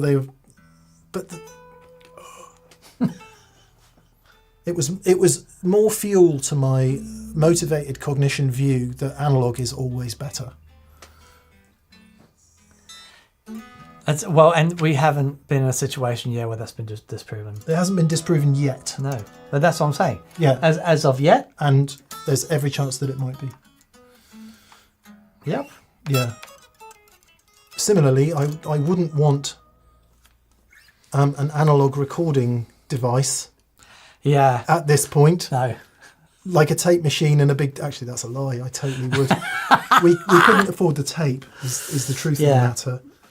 But anyway, Bumcrack Watch Company says, "Hello D&M. Question on storage. I'm very lucky to own a Murphy Lab 59 Les Paul. Should it be stored in its case with a dehumidifier, or the horror stories are exaggerated? Your thoughts?" The stories are, we've heard of some finish peel happening on Murphy Lab guitars. And I don't know if it's just Murphy Lab or if it's Gibson Custom in general. Do you know? I don't know. I Please do know that they've... catch us up on the horror stories. Yeah. Those Murphy Lab guitars have proven to be so incredibly popular. And you've got an original one, which isn't the same thing, because It's not the same. It's not the same because it's pre-Murphy Lab. Astonishing guitars. I mean, it might be the best Les Paul I've ever played, apart from a real burst. But it's a magic thing. But I mean, I don't know. Is it possible that the demand for the Murphy Labs was just so massive that they've rushed to get a few out? And I don't know.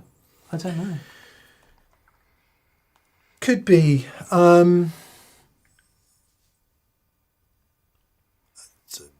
So, specific to your guitar, I don't know the answer. Dan and I don't worry about any of that stuff.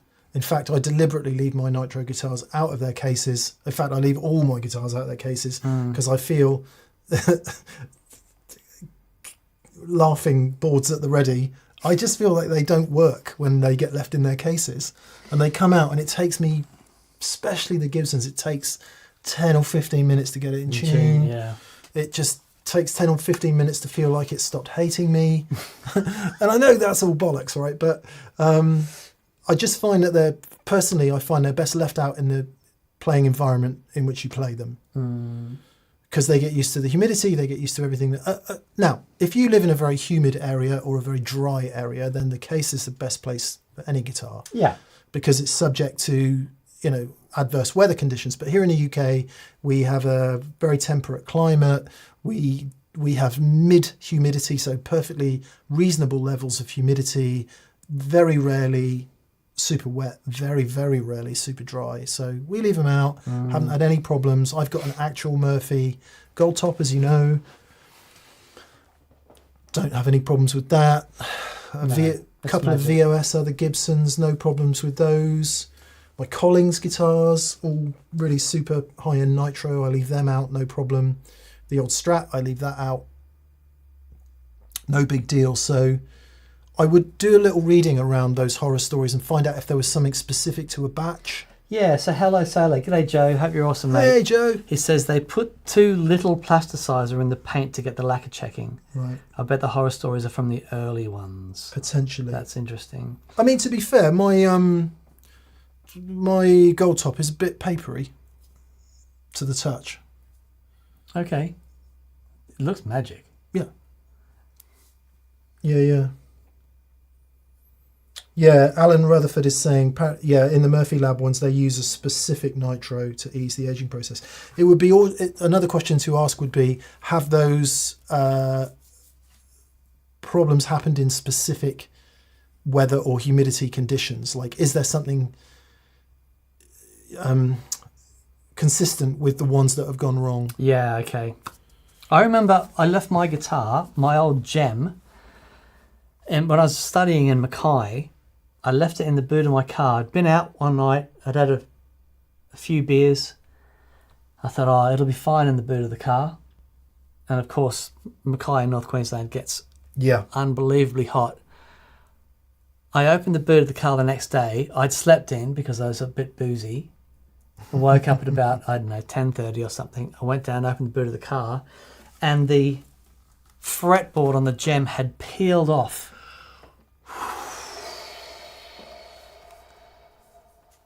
Yeah. That sucked. Yeah. What did you do? Have it repaired? Yeah. This absolute charlatan in Mackay repaired it for me. Yeah, BV's saying it's probably earlier guitars. And they've since fixed it. I mean, that's going to be true, isn't it? If Gibson's got a problem in the modern age, it will fix it pretty quickly, because what you can't have is the public banging on about it, rightly so, by the way, and having to fix guitars that you've made. So yeah. So I would say if it was a newer one, don't worry about it too much, unless you live in a climate of fairly adverse weather conditions. Frankie Holt saying the newest article he can find on the Murphy Lab issues is 2021. So okay, there you go. That's the kind of information that's useful. Yeah. Right? Just start asking better questions. Steve Mass says, I'm wearing the same shirt Dan is wearing today. I love it when that happens. Thanks, pal. Yes, Hello, these Steve. are the new blue tea for 2 o'clock. Very good. Mixed bit on fire.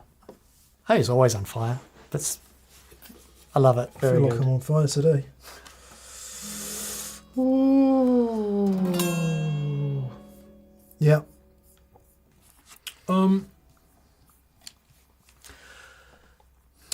Anthony Calderisi. Anthony, how are you? Good to hear from you, buddy. He says, hello, lovelies. Mick, any chance you'll shoot a comparison video of your new TS9, new old TS9, to a reissue or any other modern variant?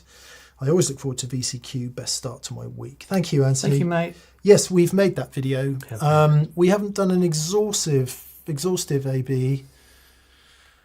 It was, I know what it was. Dan brought in a tube screamer I had never seen before. I'm not going to tell you what it is. Yes. I genuinely had never seen nor heard of it. It's a genuine tube screamer. And we compared that with the new old TS9 with a super bougie, actually not that bougie, but possibly the most important modern tube screamer there is, Agreed. which is the TWA one, Tamura. designed by Mr. Tamura, which we liked a great deal. So and good. one other which I can't remember what it was. TS10. Oh, a TS10, yeah. So it's not like comparing a load of TS9s or old 808s or anything. So it's a little bit off-piste, but Yeah. instructive nonetheless. It wasn't, no, Frankie Holt, it wasn't the sound tank, but I'm not going to say. You need to watch the video. I genuinely had never heard of it. There we go. Perilous Temple. Loved Friday's show, he says. Thank you, mate. My answer to low and no volume issue is the Blug Amp 1. I can go 8 ohm out to a DI using Rabea X cabs and FX into my digital audio workstation at 1.3 millisecond latency. Amp 1 and Halo Strat into my cabinet, which has got the WGS ET65 and a beat up greenback. Nice. So how do you deal with the latency then? I guess if you're going into the I suppose if you're not workstation, hearing, you're not. That's if you're just into your DAW yeah. and you're not There you go. trying to just hear them at the recording. same time, that's fine. Yeah. We get into that. We on, do, and it's on interesting Friday. because it's we talk about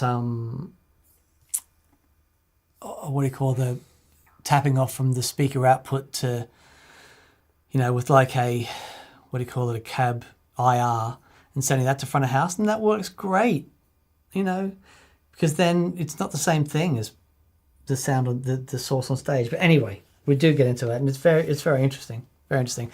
Love Thomas Blug and all of the stuff he's designed. I still haven't seen. So I was at NAMM a couple of years ago, and he had his new version of that thing with all the digital effects in it. I've been in a situation with Thomas where we've AB'd a genuine Plexi with his Amp 1, and I haven't been able to tell the difference. Yeah, it's amazing. I have been in that situation. And I think I learned something about blind tests and being in that situation on the spot, in the moment, is that it's an interesting cognitive place to be. Because I think, I think you can, in a straight A/B, in a very quick sort of test,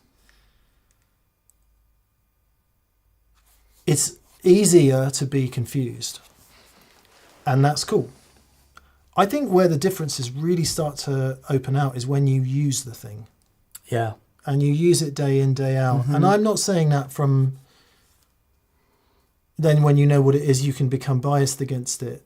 There's certain pieces of gear I go to, which might not be the pieces of gear that you would necessarily think of, that I use just because having used them so much, you know how consistent they are and you know the sound of them. Yeah, and they might not necessarily be the best thing because you know them and you know how to deal with them in any situation that you're in, any room that you're in. Yeah, and then absolutely. you really start to notice, like in certain pedals that I used to really love, over time, the sound of the buffer has just done my head in so much that I once you then hear it, you can't unhear it. Yeah. And just like weird little stuff like that.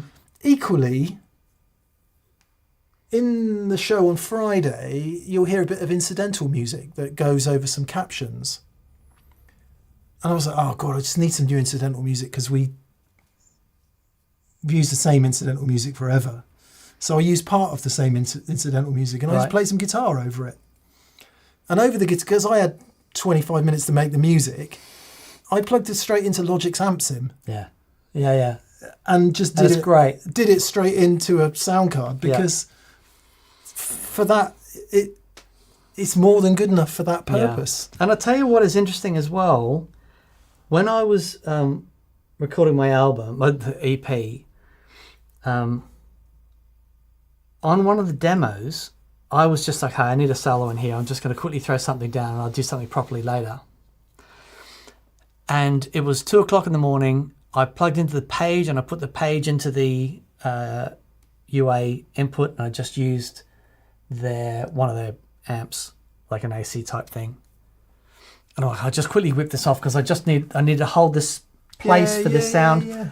Anyway, I listened back to it in the morning. Just went, oh, that's good. Yeah. And I thought, okay, I'll go and re-record that. My sound when I re-recorded it was great, but I couldn't capture the performance. Yeah. Well, the performance more important ultimately than the... Ultimately, it's like, okay. And I gave that to Paul Stacey and I said, look, just do... And it's like, yep, no problem. And he made it sound wicked. And it's the only non-amplifier tone on the EP. And I think it's only one of like 2 or 3 solos or something. And it's like, yep, the performance is everything. And however you capture that performance, it is everything. And if what you need to do is plug in quick and do it quick, and because you're in that moment, I need something. 100%. Pete Thorne talks about this a lot when in his studio.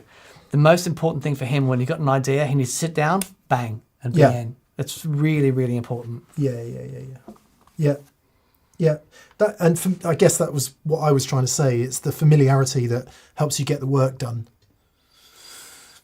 So to avoid option paralysis and all that stuff. Yeah, that's more valuable than having the best tone you've ever had in the world. Yep. In certain situations. Yeah, completely. Paul Matulovic. Hey, buddy, how are you? Paul Hey, Matulovic. mate. He says, evening, lads. After years of just slapping the same strings on everything, I'm coming around to individualising the gauges per guitar. Any advice on how to determine the target gauge? Oh, that's interesting. It's interesting, and it has to do with scale length, I would say. First and foremost. Yep. So the tension over different scale lengths is a thing. But ultimately, it comes down to each guitar. So for whatever reason, on this guitar, when I first started off with my 11 to 52s, and it just sounded dead. I was so gutted. But I've now got 10 to 48s on it, and the guitar just went, hello, and it came to life, and I just can't put it down. I love it. So it does end up being an individual thing for the guitars, but I think as a rule of thumb, the longer the scale length, the skinnier your strings can be to feel the same amount of tension. So on my Les Pauls, like 10 to 52, no problem at all. However, there is also a thing to say on my telly, the 65, I've put the action right up on it. I was just doing some practice over the weekend and just went, I want to feel something. I want to feel something under my hands. I want to feel some tension. So I put the action up on it, 10 to 52, 11 to 52s. And it's like, sounds good on this guitar. Yeah. I think it also depends on your sort of predominant playing style. So two examples. One would be Philip Ace came in and he's always whacking that bottom string with fair gusto. So it makes sense for him to have a bigger string. Same with Stevie Ray. For me personally, one of the things I fight with is just getting the tension of the B and G right, because that's where I do the most amount of bending. I do bend the top E string, but actually I do bend it quite a lot. So the top three, but particularly the G and the B. And the difference on string brand and guitar. So if I use Kurt Mangan's on my, like the old Kurt Mangan's that Dan and I used to use, minimum 11 set on the 335. Yeah. Otherwise I'm bending all over the place. Yeah. Interestingly enough, if I use a set of 10 D'Addario NYXLs, kind of similar tension. Oh, really? Yeah. Oh, and that would be interesting. the difference between like a 14 and a 13. Okay.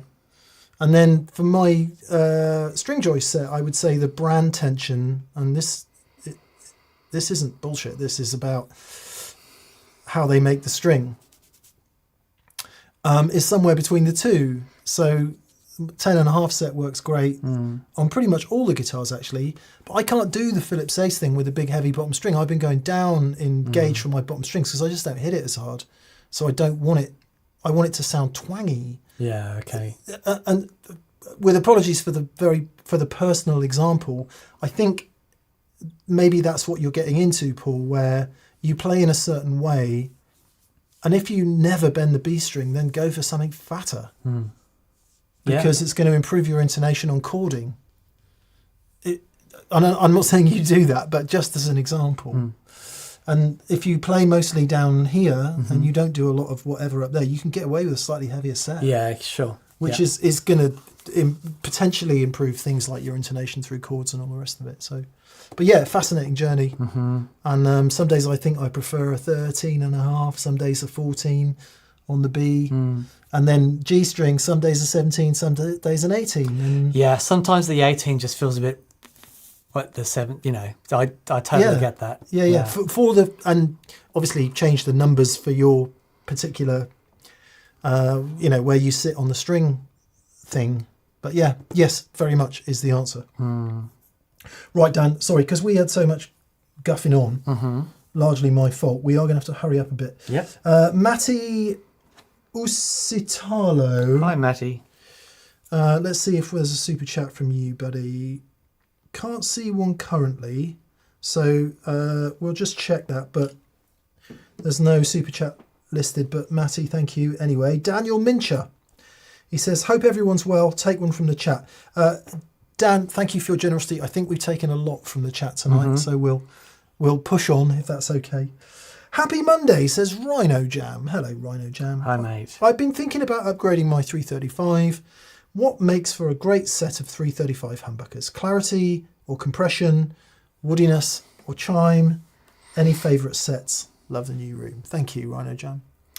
I think because Mick and I both play single coils predominantly, when we switch to humbuckers, we want to hear the clarity. And the one thing with Mick's 335 and 345, they both have that in spades. They still sound like those guitars, but there's a clarity there that he can just take his Strat, plug those guitars in, and they still work. So yeah, there's an openness to it. There's still a top end. It's not overly compressed. That's what I would say. But it depends on if you play other guitars as well. Yeah, depends. Some people like really beefy pickups.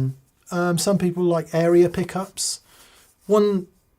So you can really get into the weeds with things like Alnico grades, A2 through to A5, depending on, what the pickup is. Magnet wire type. But if we are to take the advice of all the best pickup makers we know, they will say, it's just as much in how the thing is wound, how tight the coil is wound. And then from there on, obviously how many turns are on it. Even down to how tight the cover is on. All these physical characteristics. Yeah, it's amazing. One extremely significant point is to what extent is the wax potting? Because there are potted and unpotted pickups, but there's a whole raft of stuff that's lightly potted, heavily potted, and all of that. So I think the thing to do is, as a start point, if you're not sure, question 1, what is it that you dislike about the 335 so far? What would you like it to do better? Yeah, that's a great question. Would you like it to be airier? Would you like it to be thicker? Would you like it to feed back less? Would you like it to feed back more? Would you like it to, for example, like 57 Classics, Gibsons, equally wound coils. So they sound pretty thick and full and direct. Burstbuckers and traditional PAFs, so say, and I'm not saying this is true for all of them, so say slightly not the same winds. So you get this more vocal, sort of more open and airy character. And if you combine that with no wax potting, you move to quite an open and airy sounding pickup compared to this very thick and full in the mids thing. So I think if you can define some of those key characteristics about what you want the thing to do, and perhaps what you dislike most about the way it is now, that will start to narrow your search. Yeah. Personally speaking, I like what all the pickup makers profess to be the closest thing to original PAFs. Yeah, nice. Bearing in mind that the PF was changing, like strap pickups, Yeah. it was always changing. Yep. So, but what I love about 335s, for whatever it's worth, is that vocal, slightly airy. It's not out of phase. I'm not saying that. It's not to do with that. But it's just got this... It's not full and thick and fat and meaty and in your face. It's kind of slightly more airy than that. Yep. He said, waving his arms about, gesticulating as much as possible. And for that, I chose a set of Lola low wind Imperials, and I like them very much in my 335. Magic. If you watch the video where I swap them, at least half people prefer the old pickups, and that's all good. Yeah. It's all good because we all like different things, right? So yeah, hopefully that is some food for thought.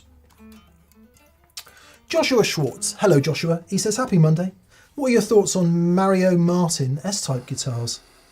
I'm considering ordering one directly from the builder. I don't know what that is. I don't know them.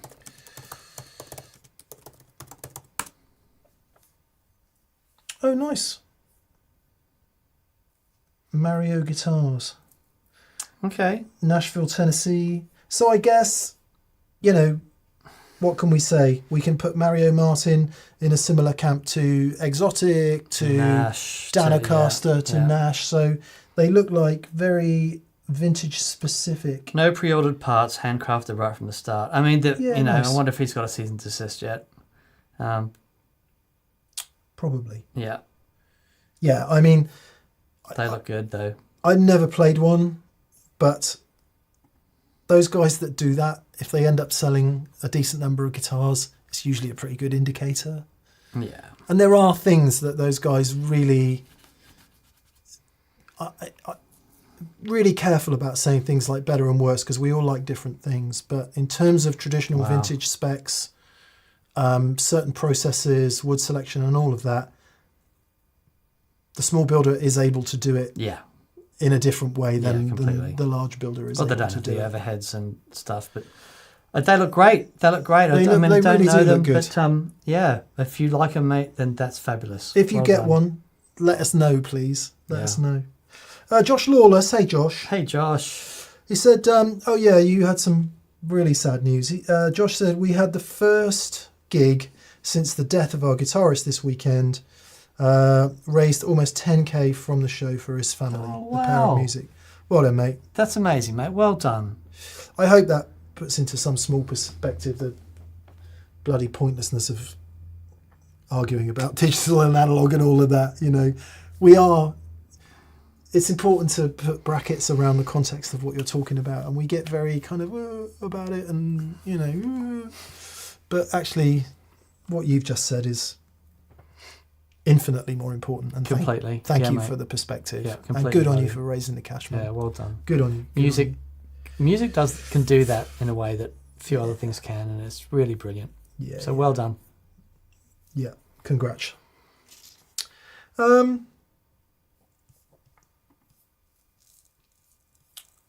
Sebastian Strodbeck. Hello, Sebastian Strodbeck. He's got a DT like you, Dan. Does he? Strodbeck. Oh, okay. Very good. Yeah. Sebastian Strodbeck. He Must be says a very handsome man. impossible- Charming, I would say. Charming, Yeah. erudite. Erudite like a...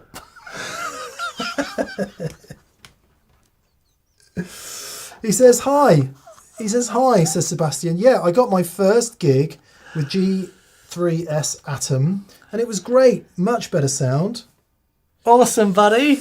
And the Gen X14 is so quiet and so brain space for pedal dance. Thank you for your great support and TPS knowledge. Take one from the chat.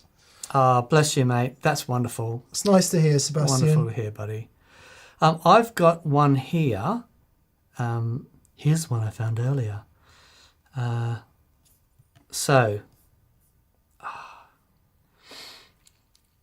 It is Matteo Citalo says how to reduce the quack from a Tele Bridge pickup. And before we answer that one, Cat's Music Jenny says, question for Dan, were you in Copenhagen a couple of weeks ago? A friend of mine swore he saw you in front of the place we would normally play. I couldn't work up the nerve to say hello. No, mate, it wasn't me. It's just another very, very handsome man. Yeah. Impossibly handsome. Impossibly. Just Handsomeness just wild. that can't be Defined. We can't speak it anymore. No. There's enough of that. Yeah. All right. Let's move on. So how to reduce the quack from a Tele Bridge pickup. I had never used the tone control on my Tele Bridge pickup until Mick pointed it out to me. It's like, oh, you can just reduce that by turning the tone control down. And I'm like, what? How dare you? What? How very Because dare you? something that I do with my Teles is I disconnect the neck pickup from the tone control. And it makes a vast difference. There's a top end and clarity to it, and I love it. And what that means is when you go to the neck pickup, it's all lovely and bright. When you go to the bridge pickup, if it's too piercing and too quacky, you can just roll the tone back. And it's like, it's great. Now, I don't do that a lot because I still like that in my ear. But if it's too much, and there are times where it has been too much, it is simply roll the tone control back off the bridge. And there is maybe I'm going to do a little vlog on the way I have the neck pickup set up in red or in all my Teles. How do you define quack then? Because that's not a word I would ever use for a Tele Bridge pickup. I would use quack, right, as that horrible 800 hertz-ish thing that you get out of a piezo pickup. Yeah. Or is it the 2K thing? Because there's quite a lot of that in the Tele. Yeah. I think I would call it there. Every now and then there's a nasty top end that you get in a Tele Bridge pickup. But most people would associate that with further up, wouldn't they? Yeah, No? but I would, yeah. McFly. I think that's a part of it because it's such a particular sound, a Tele Bridge pickup, and you can control so much of it from the tone control. It's super interesting, and now it may be that you might need to mess around with the value. You might need to go for a thicker cap. Yeah. But Different. that's pickup. that's the answer for a different pickup. But that's the answer. Is it a for resonant me. peak thing? Yes. Yeah, completely. So if you've got a lower wind Which thing, sorry, I'm just catching up. My slow brain is just catching up. Yep. So changing the tone cap would make a huge difference. completely. Sorry, my laptop has died. I need to go and find another device. That's okay. So if you've got a Telecaster pickup that has a lower output wind, it actually has that lower output impedance drives the top end and the resonant peak in it, and it's a resonant peak in a different way. And just by changing the load, you'll shift the resonant peak of the pickup. Yes. Which has a huge impact. Yes. I think especially on a Telecaster, a bridge pickup, because it's such a brutal thing. The first time I really heard a Tele played in anger, my friend was supporting Status Quo. And I was there at soundcheck with them, and they were such lovely guys. And I'm backstage with my mate while they were getting ready to go on, and they're getting ready for their quick 2-second line check. And I heard this guitar sound, and it was absolutely monstrous. And I'm like, what the hell is that? And I thought this is going to be Les Pauls through Marshalls, and I went out and Tellies. And it was such a powerful sound. I've never forgotten it. And Rick Parfitt, actually, he said, try this. And he handed me a couple of his guitars. And they were brutal to play because he played with such aggression. And the Telecaster bridge pickup, for him, it was the perfect way to translate that energy through. But if you're not going into a cranked thing, those Telecaster bridge pickups, they can get really nasty. Tone control, it sorts out so much. And there are so many fabulous different sorts of bridge pickups that you can get. The red set, is my favorite. But I've had some really good Tele bridge pickups over the years. What's the guy that did the claw? Jerry Donahue. I had a Jerry Donahue bridge pickup in my old yellow Tele for the longest time, and that thing was fantastic. Old Seymour Duncan Jerry Donahue. Brilliant pickup. Yeah, I've had a bunch of them. The Lola Blues Tele pickups, just awesome. Yeah, there's loads. But it might be just turn the tone control down or try a different filter cap. Could be good. Could be good. You going through log out shenanigans still? Both my laptops are dead. Oh, man. And of course, the damn the iPad app looks absolutely nothing at all. I'm gonna have to. I don't know what to do. I've literally no idea what to do. Are we? No, we've still got quite a few super chats to answer, unfortunately. Okay. Fortunately, sorry, we are running late. We've had a few diversions this evening. That we have, but it's been fun. It's been fun. I definitely feel the heat. This brilliant device keeps your home cool in summer. It doesn't. Even during heat. Have you? That's been called out as a massive scam. Well, there was another one that was like a pressure washer that replaces jet washers, and it's like, it's physics, man. Surely it's physics. Done it. We'll tell you what. We're just going to stick 3,000 of those jet washers on the base of a rocket to get it into space. It's unreal. Yeah. Well, Unreal. it certainly is a sign of the times about people's willingness to believe shit. I find it really scary. Really scary. Okay, I'm going to have to see if I can do it from that computer over there. Okay. Because none of this bollocks is working. Braden Rodriguez says, Dan, how's the album coming along? Apologies if I already asked. Got here late. It's ready.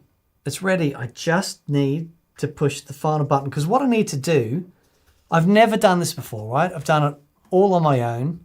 And, Mick's been amazingly helpful. I've had help from a bunch of really good friends, and Paul Stacey's mixed it, and Yanis, his ex-wife, did the artwork for it, and I mean, it's wonderful. I need to do something to let people know that it's coming. Otherwise, it's just going to get lost in the noise. It's going to get lost in the noise anyway, but I don't want to, after all of this work, I don't just want to put it out and not have done something to say, hey, here it is. So I'm working on it. It's ready to go though, and I'm really pleased. I'm really, really pleased with it. Yeah.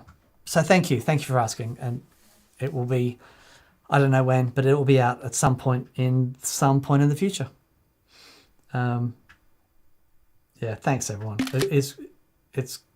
It's happening. It is happening.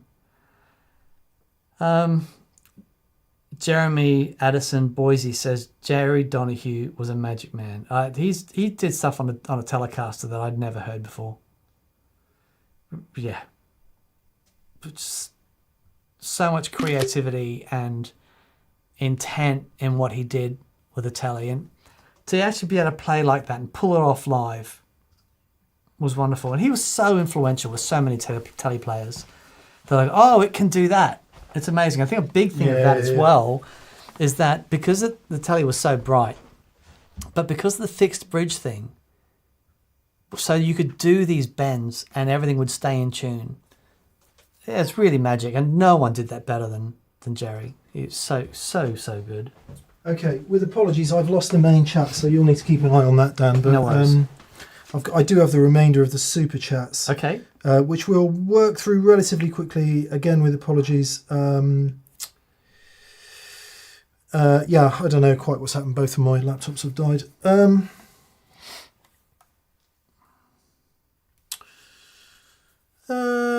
Hello from, yes, Patrick Pierce. Hello, Patrick. He says, Patrick. hello from North Carolina. I got a screaming deal on a new VOS 59335. It needs a little setup work. Any 335 setup suggestions?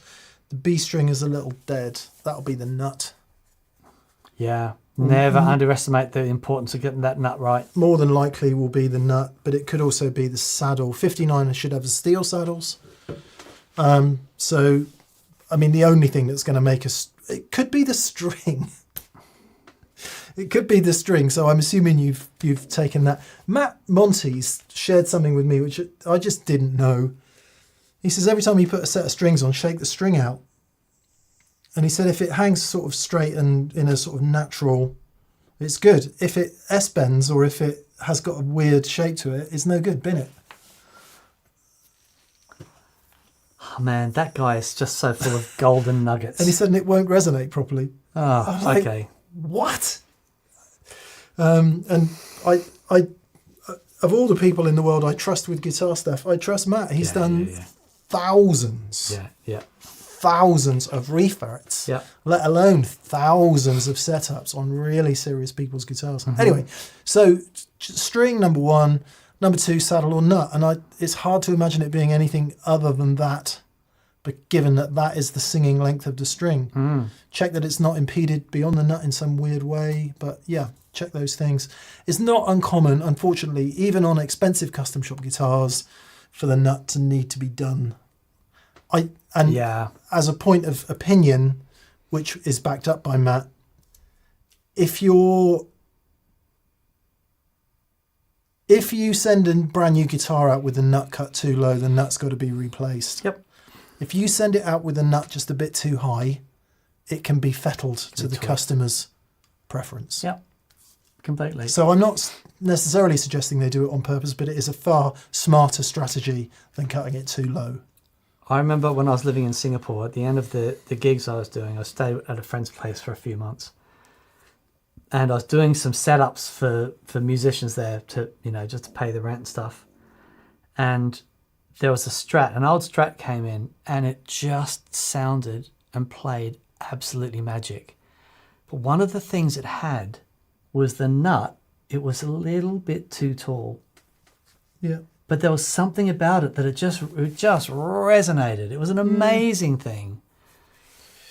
Hopefully that helps, Patrick. And yeah, general setup, just the same as all general setup. So important. Nut, truss rod, action, intonation. Yep. In that order. Yeah. Like it. Very good. Paul Matunovich, Hey, buddy. he said, oh, we've had this, I read this out earlier. He said the blue backlight on the guitar implies some manner of game show peril. I like it. Yeah. I like it. Interesting to see how long that goes, because I haven't charged it for 3 shows now. It's battery only. That looks amazing. Yeah. Executioner's Bong. Toes. Executioner's Bong. Toes. I'm trying to decide on my new chorus pedal. Requirements are stereo, switchable vibrato, and analog bucket brigade. Any experience with Free the Tones, try Avatar.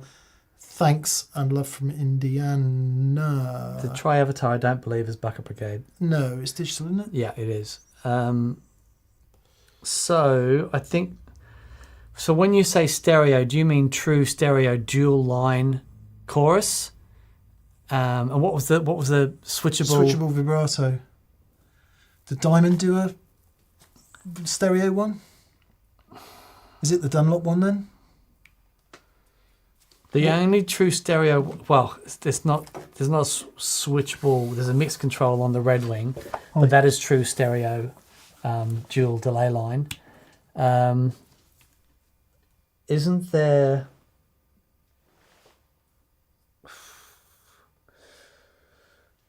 Yeah, I mean the CE1 was switchable. The CE1 was a switchable chorus vibrato. It might be that you can have a look at Past Effects. They've got some amazing recreations of old pedals, and they've done a CE1. But when you say stereo, do you mean stereo as in wet dry, as in vibrato and direct? Or do you mean 2 completely separate delay lines? I think stereo chorus. As in vibrato and dry? No, as in stereo chorus. That's what most people mean when they mean stereo, don't they? Well, but not a normal stereo chorus is wet dry. Yeah, but I don't think that's most people's understanding of stereo chorus. I think you mean a stereo chorus, but I don't know. Like the MXR one. Yeah, but the yellow one? Yeah, but the MX, that's still not a stereo chorus. That is the same modulation put out of phase on one side. So it's not a dual delay line. That's It's just the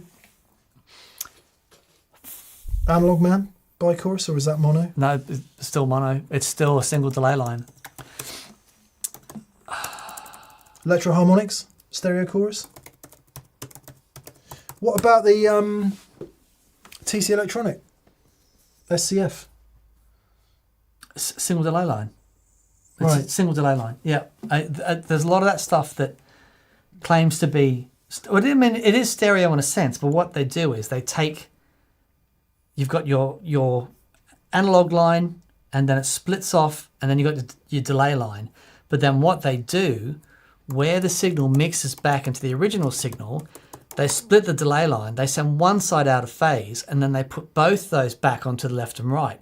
So when you hear the stereo thing, it sounds wider, but it is still only a single delay line. But that might be what you mean. But in that sense, what you need to be able to do is kill the analog dry. So yeah, I tell you what, We don't know. I'm Let's going to do a do show some on it. research. I'm going to do some research and come back. But I tell you what, we're going to do a show on stereo chorus. Great. I think it's really interesting because a lot of what it's actually to have proper dual analog delay lines is exceptionally rare. El Snell says it's 30 degrees. Why are you idiots wearing jeans? All the best. You don't want to see what's under these jeans from either of us, quite frankly. I'm okay for shorts if it's work. Yeah, but not in public eye. sporting activities, Yeah. and schoolboys. But apart from that, No, thank you. no, thank you. Yeah, some suggestions coming in. So yes, we will get on to that. My laptop's come back to life. For how long I don't know. Sorry, we've gone way over tonight. It was all the digital smidgital talk.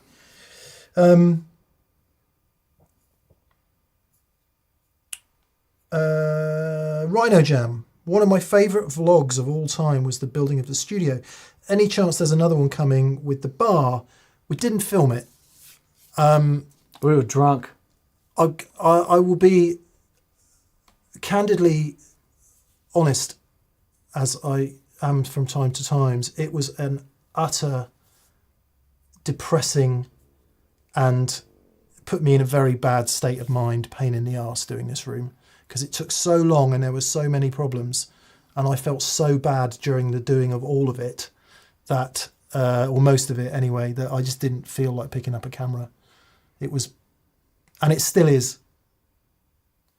doing my fucking head in because it sounds so bad in here. Oh no, I Yeah. think it sounds great. Listen to the audio back. So I apologise for the negativity, and I try not to be in that state of mind so much these days, but didn't film it because it's been a pain. It's been painful, which is every reason we should have filmed it. Is every reason we should have filmed it. But maybe we'll film the results, because the better news is it's a fantastic space, and it's a really functional space. I love it. Once it sounds a bit better. What the most exciting thing for me about this space is what we can do with the audio now. Yeah, And it's like you can actually hear what we're recording. yeah, it's great. It's amazing. It I does. love it. It really enables us. So sorry, I apologise for the negativity. Sometimes it's good to get it out, but yeah, it's been a slog. I've got this weird. I have a real problem with chaos, and normally when I'm in a good state of mind, I can deal with it. And it is what it is, and like all things, it is what it is. So we try not to get too bogged down by it. But if I'm not so good mentally, it starts to affect me really badly, and it has affected me really badly in the recent weeks. So, Oh, dude, I'm sorry about that. I didn't know that. it's just it's a state of mind thing. The weather doesn't help, but it's all mind shit. It's all mind shit. So just That's a t-shirt. all the It's all mine. getting out of that is the work. We know what the work is, and yet hilariously I refuse to do the work. So. Todd Roy says, hands down, best audio on YouTube. Thank you, buddy. Oh, I think so. In there it's good. In there it's good. We've worked hard to get it good in there, and in here it will get better. So But it looks so cool, man. I know. It just looks so good. I don't just put all that in a little box, chuck it in the bin, or everything I've just said. It is a fantastic space. I love it. We are both really, really pleased with the result. Yeah. And it's one of those things where the work is worth the result, but you just need to, you need a little bit of time to pass to get there. So, yeah, there you go. A bit of honesty. Like lions. And I put a new song out, and it's called Beyonder. Oh, nice. Beyonder. By Like Lions. Try it on. Okay, so go to your music listening place of choice and listen to Beyonder by Like Lions. Nice. Nice. Victor Ivo. Just got my first tube amp, a Mesa Studio 22 Plus, and I'm in love. Dude, Thanks what a way for to all start. the knowledge. Much love from Brazil. What a great... Someone turned up here with one of those they just bought. It was my friend Ian Edwards, our friend Ian Edwards, Yes. who does guitar breaks. He just bought one. And we brought it in here and plugged it in. It's flipping awesome. That's a very, very strong first valve amp purchase. Well done, mate. Good for you, man. What I love about that is, that's a bit of gear that you could have for the rest of your playing life. And it's always going to sound amazing. Never going to become obsolete. But it's like those level of amplifiers. You may find amps that you like for different things, here and there, but that's a real staple. That's really nice. They make good amps. Yeah. So What a wonderful thing. Yeah, Congratulations. great. Well done, mate. That's brilliant. Wyatt Knox, I'm almost up for my KOT, King of Tone, after signing up in July 2019. Should I get any of the options or stick with the standard pedal? Or I have played high gain versions that I've liked, but I've never liked anything as much as my version, which is standard. Straight standard. Or Straight Dan does standard. have the 4-jack mod. I do have the 4-jack mod, so that I can put each side in its own loop of a switcher. But the way I run it now, both sides on, basically everything's at 2 o'clock, and it's just magic. It's such a good thing. I think Mike says there's about 20% more gain in the high gain side, isn't there? Yeah, there is. But there's a distortion mode which I'd never use. I use the overdrive on one side and the boost on the other. Yeah. Overdrive first, boost secondary, turn them both on, and just that's it. It's a killer thing. So yeah, personally for me, just how it comes. All of the people that was saying how amazing the pedal is was done with the standard With the option. standard one, yeah. So yeah. If you're of a mind to like low to medium gain sounds, classic rock and roll, and you use an amp that's just on the edge, what he said, if you like a bit more overdrive, if you like heavier overdrive, go for the higher gain one. They're not a million miles apart, are But they? if you want higher overdrive, just get a different. put something into Put it. something else. Yeah, Yeah. put something into it, and that's just yeah, there you go. let it do what it does. Do what Dan says. He's the bigger fan of the KOT, so do what he says. Yeah, Think carefully about the 4-jack mod. If you ever want to use the two sides separately, or put something between the two sides. yeah, So you can have your overdrive, and then a bunch of stuff after the overdrive, and have boost at the end of that chain. The 4-jack mod enables you to do that. It's really great. good luck, Wyatt, Yeah, and enjoy, good luck, mate. That's enjoy brilliant. it. And similarly, JJ Newbold says, is it silly to chase the King of Tone if I have a Kingsley Page already? How similar are they? I would say very dissimilar. They're very different. Yeah. The Kingsley Page, wonderful boost with a little bit of edge on it. The King of Tone's a little bit more immediate. It doesn't have any of that sponginess that I love in the Page. The Page is a great sounding valve boost. It's classic, but there's something about the King of Tone. The King of Tone for me, where I found its value, I would A/B the King of Tone against so many different pedals. And at home, sometimes they're like, oh, I prefer the sound of that. But then I'd get to sound check at the walkabout, and while the DJ was going doof, doof, doof, and making like these sounds from hell, I would be line checking, and I would A/B between the King of Tone and this other overdrive pedal that I thought at home sounded great. And honestly, I must have done that 12 times with 12 different pedals. Every single time, the King of Tone, I could hear through all the noise of what was going on. It's like in the band with all the cymbals and all that pink noise going on, white noise might be actually more appropriate. The King of Tone just sits in a really magical place. So, yeah. That's how I found its value. Yeah. Because when I didn't do that, there were a couple of times I was like, this thing sounds great. And in the band, it just never sounded as good as the King of Tone. Yeah. And I worked out to A/B them during the sound check. Yeah, nice. I agree with Dan's view that they are very different. Sure, I would say you could, to a point, you could almost take any two overdrive pedals and set them to sound somewhat similar. You could probably do that with most overdrive pedals. Certainly most medium gain classic overdrive pedals. But it's in what they do best that they are very different. And certainly the more you push the Page, the more compression you'll notice. And that stuff that we associate with pedals that have tubes in them. It's not 100% tube, but pedals that have tubes in them.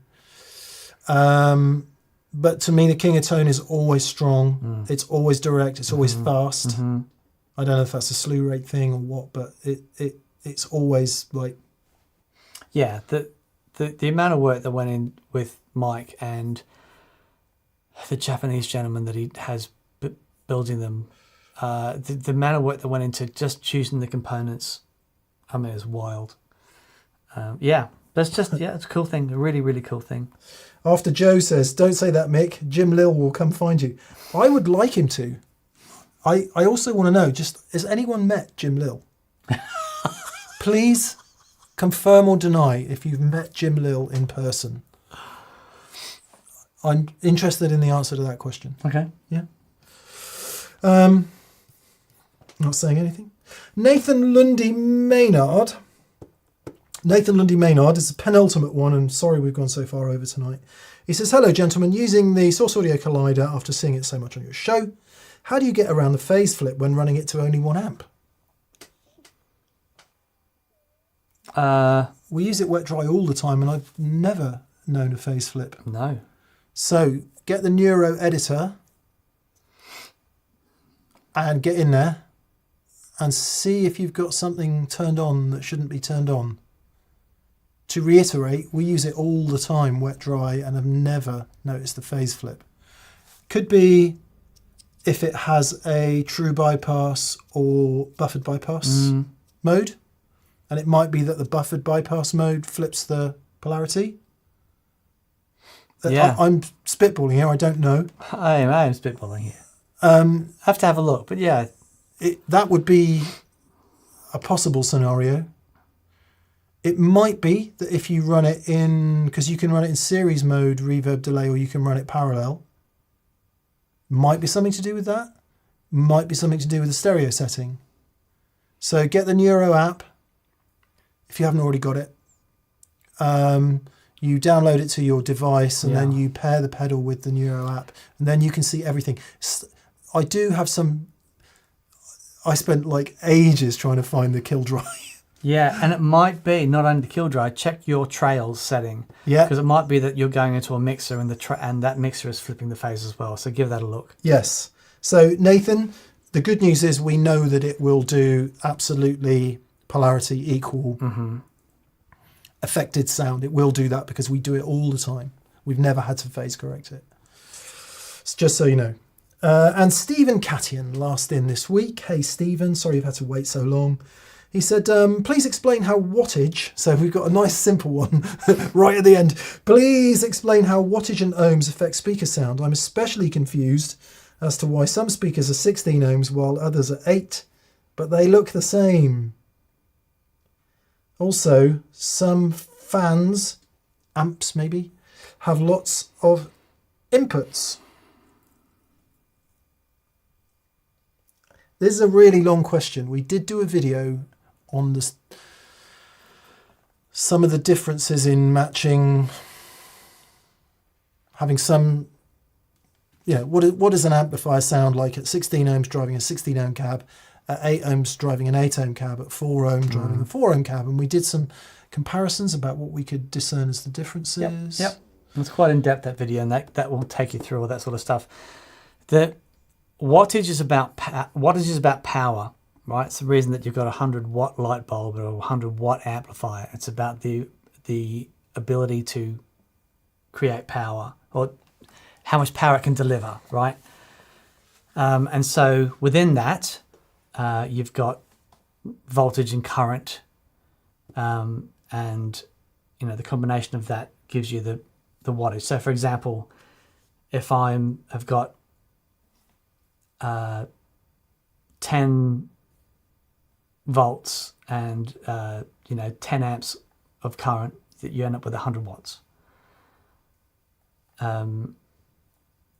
So the wattage rating on a speaker is its ability to handle that much power. But you need to have a look at the frequency chart of the speaker, because it also changes at what frequency, its sensitivity rating and all that stuff. And then when you get to the ohmage of a speaker, like if it's an 8 ohm speaker, it wants to be driven from an 8 ohm output. If it's a 16 ohm speaker, it wants to be matched to that output. So if you've got a 100-watt amplifier and it's coming out at 4 ohms, and you can have 4 16 ohm speakers that you can pair up. It's basically so two of them in parallel, and then you're going to put those two in parallel as well. So they're all in parallel, and it gives you 4 ohms. Or if you've got a 16 ohm output on the amplifier and you've got 2 8 ohm speakers, then you put them in series, which ends up being 16 ohms. So you can match the speakers that way. But there's a much more nuanced answer to all of those questions as well. So, but the good news is there is a video that we've done on it, so go and check it out. Yeah. And I agree with everything Dan's just said. If you're interested in understanding it on a physics level, then there's plenty of articles online that will explain it. If you're stressing about it tonally, we would encourage you to not do that. Buy the amp that you want to buy and the cab you want to buy and match the impedance. You're going to get far, far bigger changes in tone in terms of what guitar you choose, how you play, your pedals and all that. Far, far bigger changes in tone than you are making changes to impedances with speakers and outputs. Yeah. Now, not saying it doesn't make a difference, but it's such a small difference and it's such a nuanced difference that there's much bigger difference to be had elsewhere to begin with. And then if you're really into it, well, then you do the work and listen. But I would say it's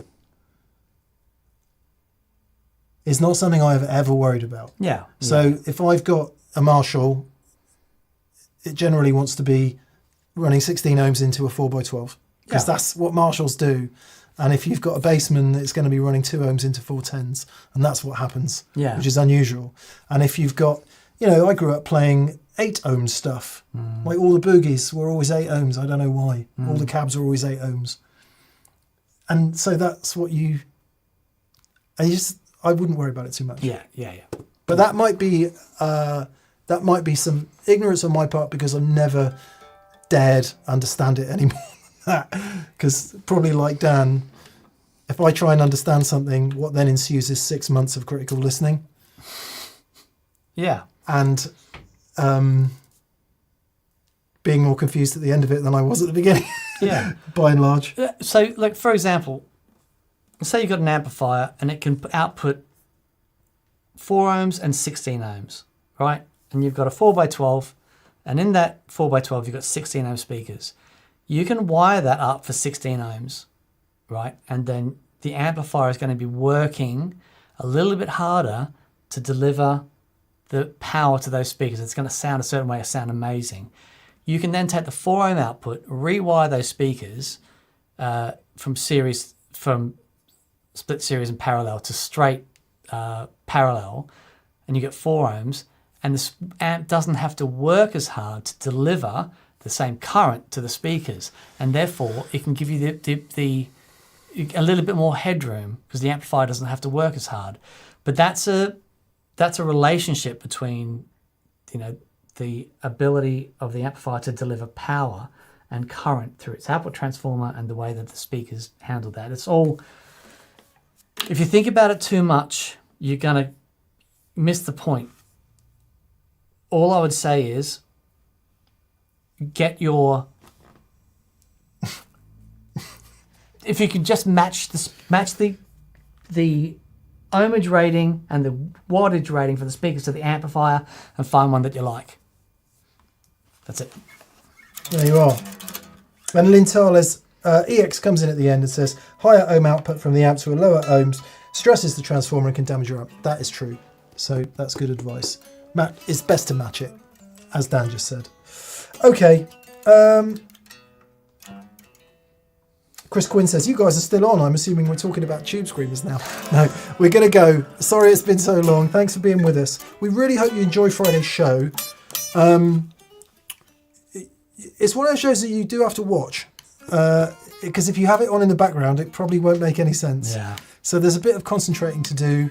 We tried to make it as simple as possible, but yeah, a little bit of work to do to get what it's on about. And those of you who already know this stuff already, there'll be nothing new to you. But good. All right. Thanks for being with us, everyone, and thank you for your candour and involvement in this caper. When you lick.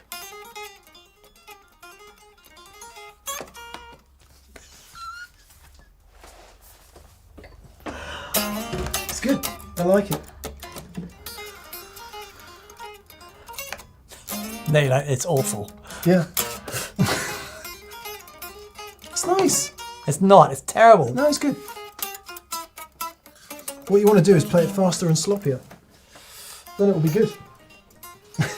Thanks for watching. Sorry, we're delirious now because of the heat. See you Friday. Thanks for being with us. Play us out, Daniel.